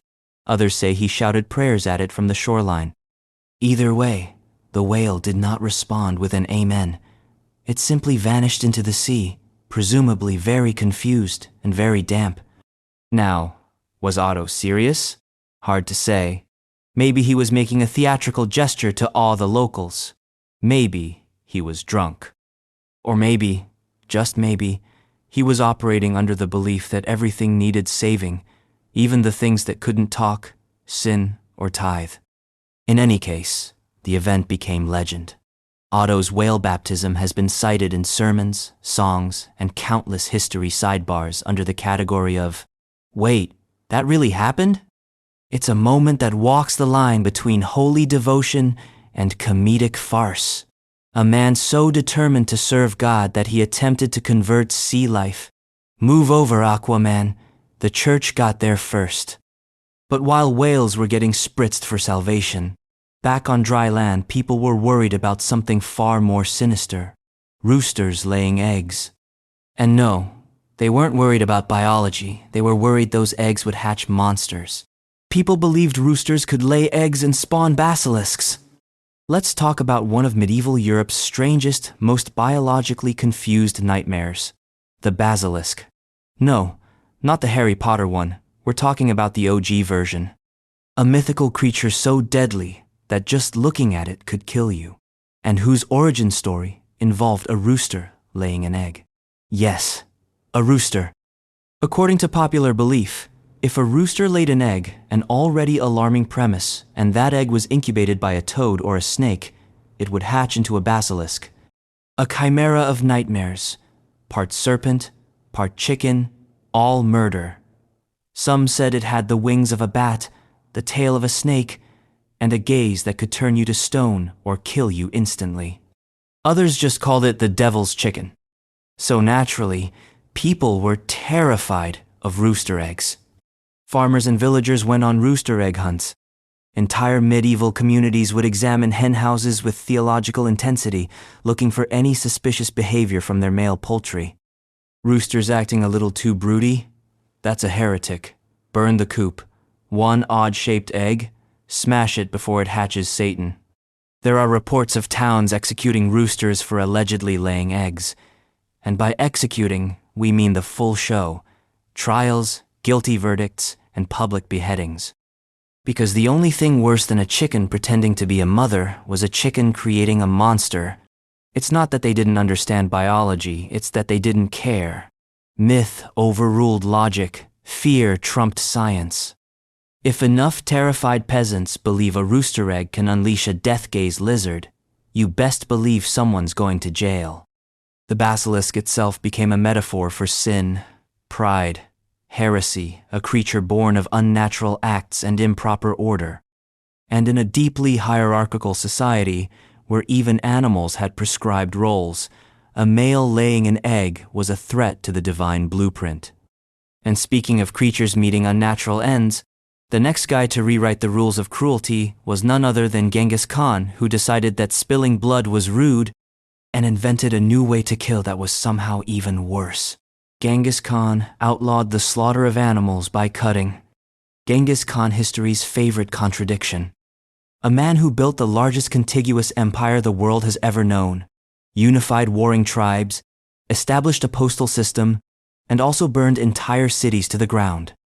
But when it came to killing animals, he had one rule: don't spill blood. Seriously, according to Mongol law under Genghis, slaughtering animals by cutting their throats or letting their blood hit the ground was considered barbaric and disrespectful to the earth. The preferred methods? Breaking the neck, suffocating them, or crushing the heart methods that, while deeply unsettling, kept the sacred blood inside the body. It wasn't about kindness, it was about spiritual ecology. Mongol cosmology held that spilling blood on the ground could pollute the land, offend the spirits, and unbalance the universe. And so, in an empire that ran on horses, sheep, and goat stew, bloodless killing became law. But this rule wasn't limited to animals.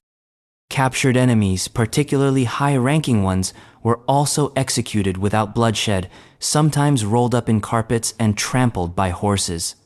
Why? Because noble blood must not touch the soil. The same earth they revered as sacred could not be stained even by a dying prince. It's both reverent and horrific, like wrapping murder in a morality clause. In fact, the Mongol legal code, the yasa, had several such contradictions. Stealing a horse? Death. Lying under oath? Death. Killing animals improperly? Also death. They were obsessed with order, honor, and respect for the elements, all while casually flattening entire civilizations. And somehow, it worked. The Mongol Empire was efficient, mobile, terrifying, and religiously pragmatic. Genghis didn't care what gods you worshipped, as long as you paid your taxes and didn't bleed out on the lawn. So next time you hear someone talk about ethical meat, just remember, in the 13th century, Genghis Khan was already running a bloodless butcher empire powered by horsemen and held together with superstition. But while the Mongols were choking their food into submission, Japanese samurai had a different exit strategy involving mountaintops, honor, and jumping off cliffs. Because of course they did. Some samurai took their own lives by jumping off cliffs. Death, for a samurai, wasn't something to fear. It was something to manage. A reputation, a performance, a final act. Most of us, when faced with the end, want dignity, peace, and maybe a warm bed. But for some samurai, the preferred way out was leaping off a mountain. Let's be clear. This wasn't some unhinged reaction to battlefield loss. This was a ritual decision, rooted in Bushido, the samurai code of honor. If a warrior was unable to perform seppuku ritual disembowelment, whether due to injury, time, or lack of backup, you kind of needed a second guy to chop your head off after the gut part, then the next best option was to throw yourself off a sacred cliff. Why a cliff? Because it was dramatic, for one, and secondly, many cliffs were considered spiritually significant places where gods resided, or where warriors could merge with nature in a final, pure expression of loyalty and sacrifice. It wasn't taking your own life in the modern, despairing sense. It was deliberate self-erasure, a method of maintaining control in a situation where all control was lost. A loyal retainer might leap to his death after his lord was killed. A disgraced general might jump rather than surrender. Sometimes, an entire group of warriors would perform mass cliff jumping rather than be captured alive. To the Western mind, it sounds tragic. To the samurai, it was an exit with integrity. And this wasn't just battlefield drama. There are actual sites in Japan today where such deaths are remembered, cliffs named for loyalty, honor, or the warriors who leapt from them. Some were even documented with poems carved into nearby stone, part eulogy, part warning, part tourism brochure for the afterlife. It's yet another reminder that samurai culture fused brutality and beauty with surgical precision, where death wasn't just expected, it was choreographed. But speaking of mysterious deaths, up next is the real-life figure who wore a mask so constantly and so completely that no one ever figured out who he was. Not then, not now. The man in the iron mask was real. For most, the man in the iron mask is just a swashbuckling Alexandre Dumas novel full of intrigue, sword fights, and royal twins with identity issues. But peel back the fiction, and you'll find something far darker. The real man existed, and we still don't know who he was. The true story begins in 1669, during the reign of Louis XIV, the Sun King himself. Somewhere in the bowels of France's prison system, a mysterious prisoner was held under permanent, obsessive secrecy. He was moved between several high-security prisons, the Bastille, Pignerol, Sainte Marguerite, always under guard, always hidden. The one constant? His face was never to be seen. To enforce this, he wore a mask. Not iron. Actually, most accounts say it was black velvet, but iron sounds more dramatic, and Dumas ran with it. Either way, the man was unnamed, unrecorded, and unspoken. His jailers were sworn to secrecy. Correspondence about him was vague or coded. One warden was even executed for letting him talk to other prisoners. He was treated oddly well. He had fine clothes, good food. He played the lute. He wasn't tortured or starved, just kept invisible. For over 30 years. Naturally, theories bloomed like mold in a dungeon. Was he Louis XIV's illegitimate brother? A disgraced noble? A royal twin hidden to preserve the throne? A valet who saw something he shouldn't? A general who knew too much? A man who insulted the king's wig? The guesses range from plausible to completely deranged. But here's the creepy part. No one ever confirmed his identity. Not then, not now. His name was scrubbed from records. His grave marked only as unknown. The French monarchy managed, somehow, to erase a person's entire existence, except for the haunting fact of their imprisonment. He died in 1703, still masked, still unknown, still deeply unsettling. It's one of the rare historical mysteries that stays mysterious. No neat solution, no final reveal. Just a man behind a mask, locked away not because of what he did, but because of who he was. Or maybe who someone thought he was. And speaking of forgotten brilliance, let's jump to a kingdom that built streetlights in the 1402nd, while Europe was still trying not to drown in its own sewage. African kingdom of Benin had streetlights in the 1402nd. Picture a city with paved roads, a carefully planned layout, plumbing, and public street lighting in the 1402nd. If you imagined Florence or Paris, guess again. We're talking about Benin City, the capital of the ancient kingdom of Benin, located in present-day Nigeria.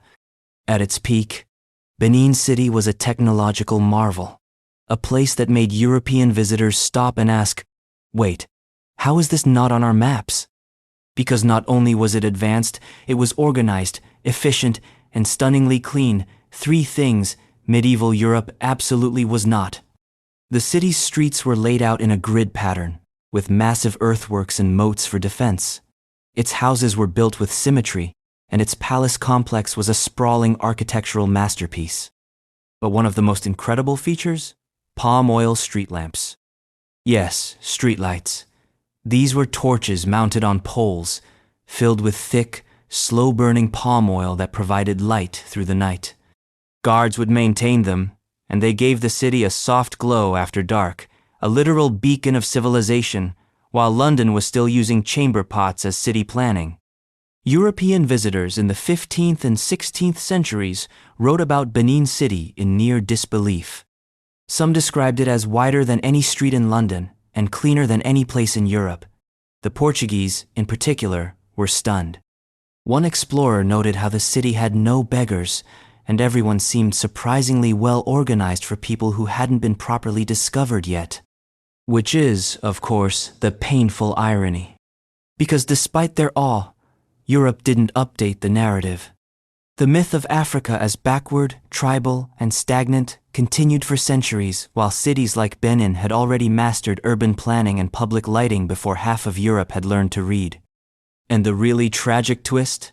Much of Benin City was eventually burned and looted by the British in 1897. Its famous bronze plaques and artworks, records of its sophistication, were stolen and scattered to European museums. So what remains now is not just an architectural marvel, but a haunting question. How many stories like this were erased, rewritten, or buried?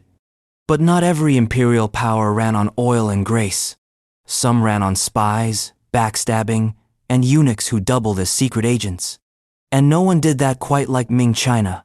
In medieval China, some officials were eunuchs and spies.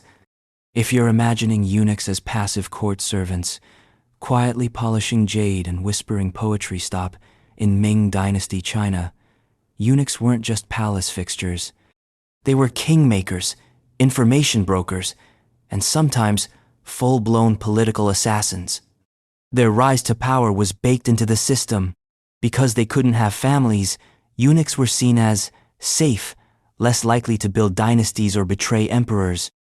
So naturally, emperors gave them unfiltered access to the inner court. That proximity became power, and that power became a shadow government. At their peak, eunuchs held roles in finance, military command, foreign affairs, and internal surveillance. Some oversaw entire departments. Others ran espionage networks, spying on bureaucrats, squashing dissent, and ensuring imperial orders were carried out without questions or mercy. The most infamous was Wei Zhongshen, a man who rose from obscurity to become the de facto ruler of the empire. He controlled appointments, dictated policy, and even had temples built in his honor, all while technically being just a eunuch. His name alone terrified officials, and his downfall was so dramatic it required posthumous desecration to properly vent the rage of the scholar class. Many eunuchs operated under the Eastern Depot, an intelligence agency with the warm, inviting purpose of monitoring loyalty and punishing treason. Imagine the CIA if it were run out of a temple and staffed entirely by sterile Machiavellis in embroidered robes. They used bribery, blackmail, torture, and fabricated confessions. Careers ended overnight, families disappeared, and all of it reported directly to the emperor, bypassing the civil bureaucracy. That's not a footnote in a history book, that's a regime within a regime. But not all eunuchs were villains. Some were brilliant administrators, genuinely loyal, and key to maintaining imperial order. But their very existence blurred the lines between servant and sovereign, man and machine, tool and tyrant. They had no heirs, but their legacies shaped the empire, often from the shadows, and often with terrifying efficiency. And if you thought politics was cold, Just wait until the French decided to test the first guillotine on produce.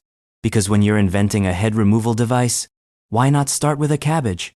The first guillotine test was on a cabbage. Long before the guillotine became the icon of the French Revolution, the ultimate expression of égalité through decapitation, it had a quieter, less bloody debut in front of a handful of onlookers, slicing through the stiff neck of a cabbage. Because before you start removing heads, you should probably run a few test rounds. The year was 1792. France was mid-upheaval, royalty was out of fashion, and the guillotine, or as it was formally introduced, the Louisette, was still in prototype stage. Its inventor, Dr. Antoine Louis, believed that execution should be quick, clean, and equal. No more botched axe swings. No more nobles getting the deluxe beheading while peasants got the rope. The guillotine was the solution, a humane, mechanized death sentence for everyone. But before trusting it with human heads, they needed something head-like. Enter the cabbage. It had the right size, the right weight, the right crunch. It was basically the French analog for standard test skull. And it took its job very seriously. Cabbages, sheep, and even corpses were lined up in the earliest demonstrations to prove the blade's precision. Imagine being a peasant in Paris and seeing a cabbage get beheaded with more ceremony than most citizens received in court. But the cabbage passed with flying colors. The blade dropped, the stalk split. Applause may or may not have followed. The guillotine was declared a success, and soon after, human trials began. It didn't take long for the machine to develop a reputation and a fan base. People gathered to watch executions like they were theatrical events, cheering the blade as it fell. Vendors sold souvenirs. Heads rolled with mechanical reliability. A revolution had found its mascot. It's strange, isn't it, that the symbol of a people's uprising, of justice, vengeance, and fear, started life by slicing through a leafy vegetable. But maybe that's the poetry of it. First the cabbage, then the king. And if you think a vegetable execution is bizarre, just wait until you meet the Roman emperor who wore dresses, married men, and asked to have his body physically transformed centuries before anyone had a name for what he was trying to be. An emperor, dressed as a woman for fun. Say hello to Elagabalus, the Roman emperor who reigned from 218 to 222 AD, and whose hobbies included cross-dressing, public weddings to his male lovers, and very possibly requesting the first known gender-affirming surgery in recorded history. This wasn't some whispered scandal. Elagabalus was flamboyant, theatrical, and spectacularly unsubtle, especially by Roman standards, which were already wildly tolerant of sexual diversity as long as you were the one doing the conquering, not being conquered. But Elagabalus pushed every social limit Rome had, often with divine flair. He claimed to be the high priest of the Syrian sun god Elagabal, after whom he was named, and he believed this god's rituals were far more important than any Roman custom. So he imported his Eastern religion into Rome, built temples, and declared his sun deity superior to Jupiter, a move that irritated the Senate more than all the cross-dressing combined. But let's talk about the clothes. Elagabalus loved wearing women's garments, not in secret, in full imperial display. Silks, wigs, makeup. He would reportedly ask to be called empress, and may have referred to himself as female in both public and private.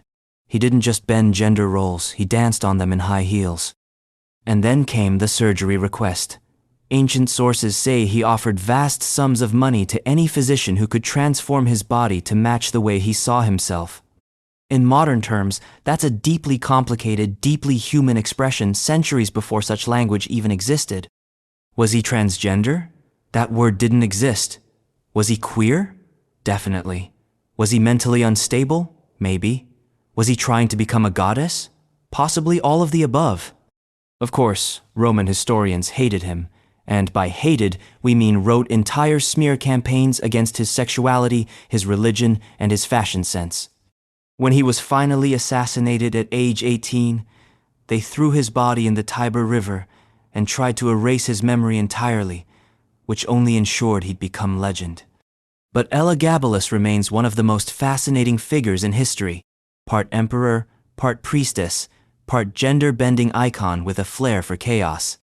And if you thought his reign was intense, wait until you hear how medieval justice systems made people carry burning hot iron just to prove they weren't guilty. Medieval trials, by ordeal included, holding hot irons.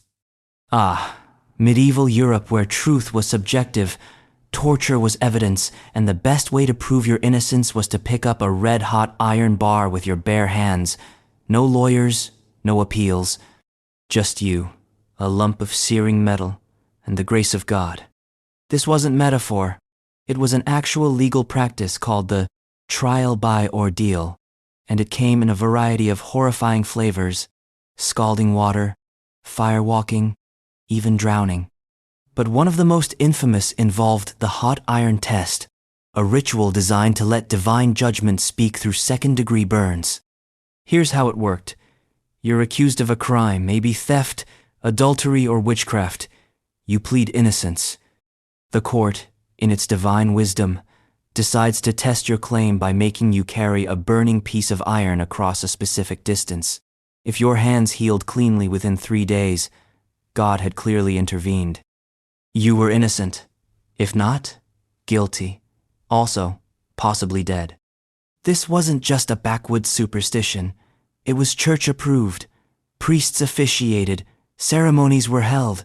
Holy water was sprinkled on the iron to bless the coming agony. Because if you're going to brand someone for justice, you might as well sanctify the branding iron. The logic was brilliant in its cruelty. No one could fake healing. No bribes, no loopholes, no clever speeches. Just the raw belief that divine intervention would save the righteous. And occasionally, it worked. People were acquitted when their wounds miraculously didn't fester. Others failed the test miserably and were executed or simply left to rot as an example to the rest of the village. The process was so theatrical, so deeply baked into medieval thinking, that it lasted for centuries. It wasn't until later church officials started worrying that maybe God wasn't signing off on every boil and blister that the practice began to fade. But it's a chilling reminder. Once upon a time, truth and innocence weren't determined by facts, but by how well your skin survived being cooked. And speaking of divine confusion, next is the royal Protestant queen who stunned the world by converting to Catholicism, abdicating her throne, and disappearing into a life of eccentric exile. Queen Christina of Sweden abdicated to become Catholic. Imagine you're the monarch of one of Europe's rising powers. You've got wealth, armies, influence, and a country that mostly worships the ground you walk on, provided that ground remains firmly Protestant. Now imagine throwing it all away, not for love, not for scandal, but to convert to Catholicism and live the rest of your life as a theologically confusing, art-hoarding recluse. Enter Queen Christina of Sweden, one of history's most unorthodox royals. Christina ascended the throne in 1632, at the ripe age of 6, after the death of her father, King Gustavus Adolphus, during the 30 Years' War, a war that, for context, was largely about who was more correct about Jesus. Raised by Protestant tutors and schooled in Enlightenment ideals, Christina quickly distinguished herself as a highly educated, eccentric, and deeply stubborn ruler. She refused to marry, dressed in masculine clothing, and kept a court filled with philosophers, musicians, and chaos. Sweden was Protestant, very Protestant, as in, we fight long wars about it Protestant. But Christina was never quite sold on the whole Reformation thing. She was drawn to Catholic mysticism, the arts, and the theatrical pomp of Rome. So in 1654, at age 27, she shocked her court and abdicated the throne, a royal mic drop so abrupt it sent diplomats scrambling.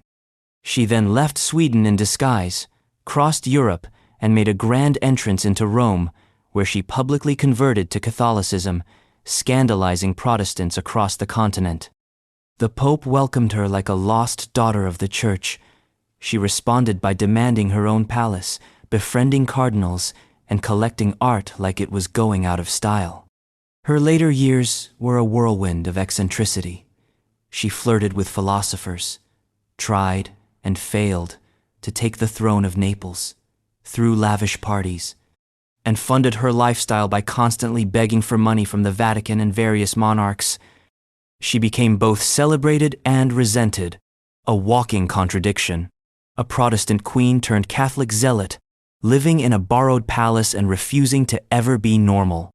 Christina died in Rome in 1689 and was buried in the Vatican, one of only a few women interred there. Her life remains a study in contradictions, power and exile, faith and rebellion, queen and enigma. And while Christina was arranging Baroque scandals in Rome, a quieter truth was unfolding in the fields of feudal Japan, where samurai weren't just warriors, they were gardeners, poets, and part-time floral designers. Some samurai served as poets and gardeners. Let's pause our blood-soaked samurai montage, the one filled with flying katanas and ritual suicides, and consider a different image. A samurai, kneeling in a garden, arranging cherry blossoms in a ceramic vase, composing a poem about the fleeting nature of rain, and pondering whether his bonsai looks too aggressive. Because behind the armor and honor codes, many samurai were also artists, poets, gardeners, and philosophers. They weren't just trained to kill, they were trained to contemplate. This wasn't a contradiction. It was Bushido in practice. The warrior code wasn't just about bravery and obedience. It emphasized inner balance, self-cultivation, and harmony with nature. In other words, the perfect samurai wasn't just a sword master, he was a fully developed soul. He could slice an enemy in half, then recite a haiku about it while pruning a bonsai tree. Take ikebana, the traditional art of flower arranging. Many samurai were trained in it, not as a soft pastime, but as a discipline. It required patience, precision, humility, and a deep understanding of form, all of which translated directly into combat philosophy. A bad arrangement wasn't just ugly, it reflected a lack of spiritual clarity. Then there was calligraphy brushstrokes that mirrored sword movements. To write beautifully was to wield the brush like a blade. Sloppy handwriting? Basically dishonorable conduct. And of course, poetry. Samurai composed death poems before battle, but many also wrote throughout their lives, reflecting on impermanence, nature, loyalty, and mortality. Some of their work still survives, hauntingly beautiful in its simplicity and fatalism. A few samurai even took their gardening so seriously that entire schools of Zen landscaping were developed under their patronage. These weren't backyard hobbies. These were philosophical blueprints, sculpted space as metaphor. This all sounds romantic until you remember these were still people who had killed dozens of men by age 25 and were legally allowed to test new swords on passing peasants. But it's that contrast between elegance and brutality, life and death, softness and steel that defined them. The samurai was a paradox on purpose.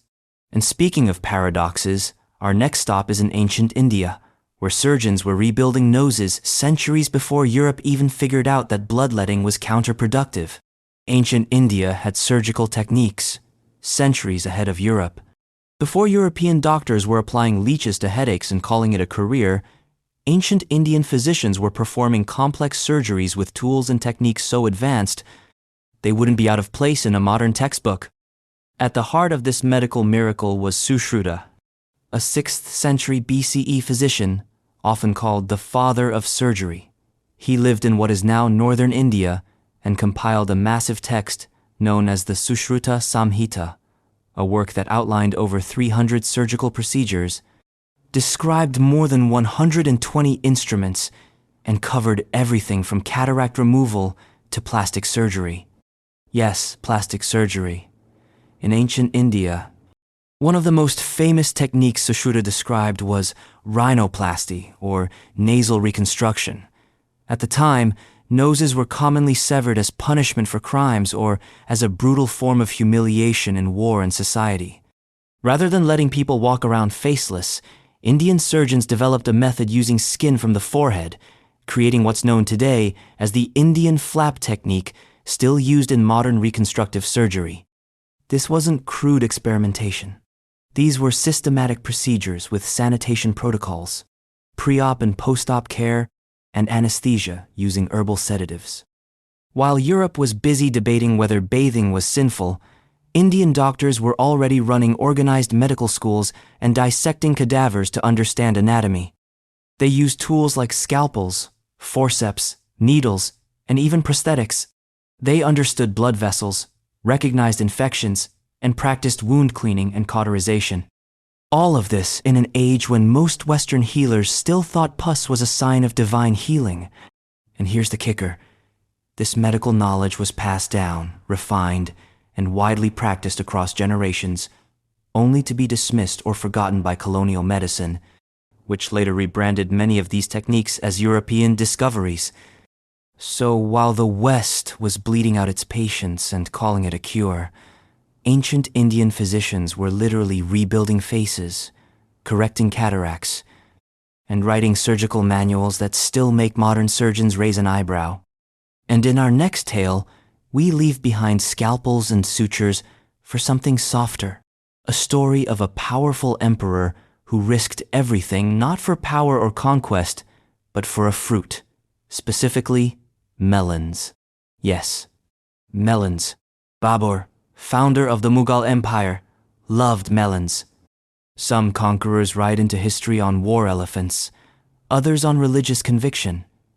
But Babur, founder of the mighty Mughal Empire, rode in on a wave of nostalgia and melon-induced homesickness. Babur was a warrior poet, a descendant of both Genghis Khan and Timur, which is sort of like being descended from a hurricane and a volcano.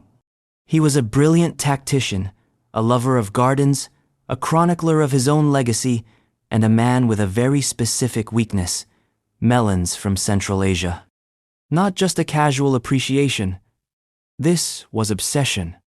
After conquering northern India in the early 16th century, Babur didn't just want to rule. He wanted to recreate the scent and flavor of his homeland, which, in his mind, smelled like melons, pomegranates, and pine trees. His memoirs are filled with longing for the fruits of Fergana. Not the people, not the culture, not even the mountains. The fruit. So what did he do? He sent caravans back to Central Asia, through war zones and across hostile terrain, just to import melons. These weren't casual snack runs. These were heavily guarded expeditions to bring a slice of his childhood across borders and into the Indian heat. And yes, some of the melons made it. And yes, Babur reportedly cried when they arrived. And yes, he also cried when they spoiled. We're talking full poetic meltdown grief, despair, a melancholy fit worthy of Shakespeare, all because the cantaloupe was squishy. This wasn't just fruit, it was identity, a symbol of the homeland he had conquered, away from but never emotionally left. Babur built empires, yes, but what he truly wanted was a garden, full of the smells and tastes that defined his youth. It's almost absurd how deeply moving it is. A man who stormed cities, toppled dynasties, and shaped the subcontinent undone by a rotting melon. And, speaking of time bending around grief and confusion, we now jump to 14th century Germany, where a man claimed he wasn't from the past or present, but from a future filled with flying machines and floating cities. And then, naturally, he vanished. In 14th century Germany, a man claimed to be a time traveler from the future. In an era where people thought comets were angry gods and frogs fell from the sky because the church was mad at the weather, one man in 14th century Germany decided to casually up the weirdness by announcing he was from the future. His name was Jorg of Eltz, though some records call him the Wandering Stranger, and he appeared seemingly out of nowhere in a rural village, disoriented, speaking oddly, and wearing clothes that didn't match the local fashion. That alone could have gotten you exorcised in 1350. But Jorg didn't stop there. He claimed he was from a far-off time, where machines flew, cities floated in the air, and metallic birds carried people across the sky. He spoke of glowing lanterns with no fire, of boxes where people spoke to each other from vast distances, of buildings that scraped the sky, and of horses without legs that roared and moved faster than the wind. Naturally, the villagers assumed he was either mad, possessed, or divinely cursed. Some were intrigued, others were horrified. A few thought he was a prophet, but the church wasn't into speculative sci-fi. They dragged him in for questioning. His refusal to recant and his continued muttering about metal birds and sky carriages was enough to brand him a heretic and possibly a wizard. And then, he vanished. Just disappeared. Some say he escaped. Some say the church silenced him. Some whisper he simply returned to the time he came from, leaving behind a trail of confusion, fear, and one poorly drawn sketch of what appears to be an airplane. Of course, skeptics argue he was just mentally ill or high on something medieval and herbal. But the timing of his disappearance and the strangeness of his claims, which eerily resemble modern concepts, still echo in the archives of European oddities. Jurgewelz has never been fully explained. His story reads like a glitch in the Matrix, or the fever dream of a man born centuries too soon, or perhaps not soon enough. And so, as we close this compendium of historical absurdity, we end where all good mystery tales do, with a question, not an answer. Because history isn't just about what happened, it's about what doesn't make sense, about the stories we inherit, the ones we bury, and the ones we can't quite prove. Sleep tight, watch the skies, and maybe don't trust the next guy who shows up talking about floating cities.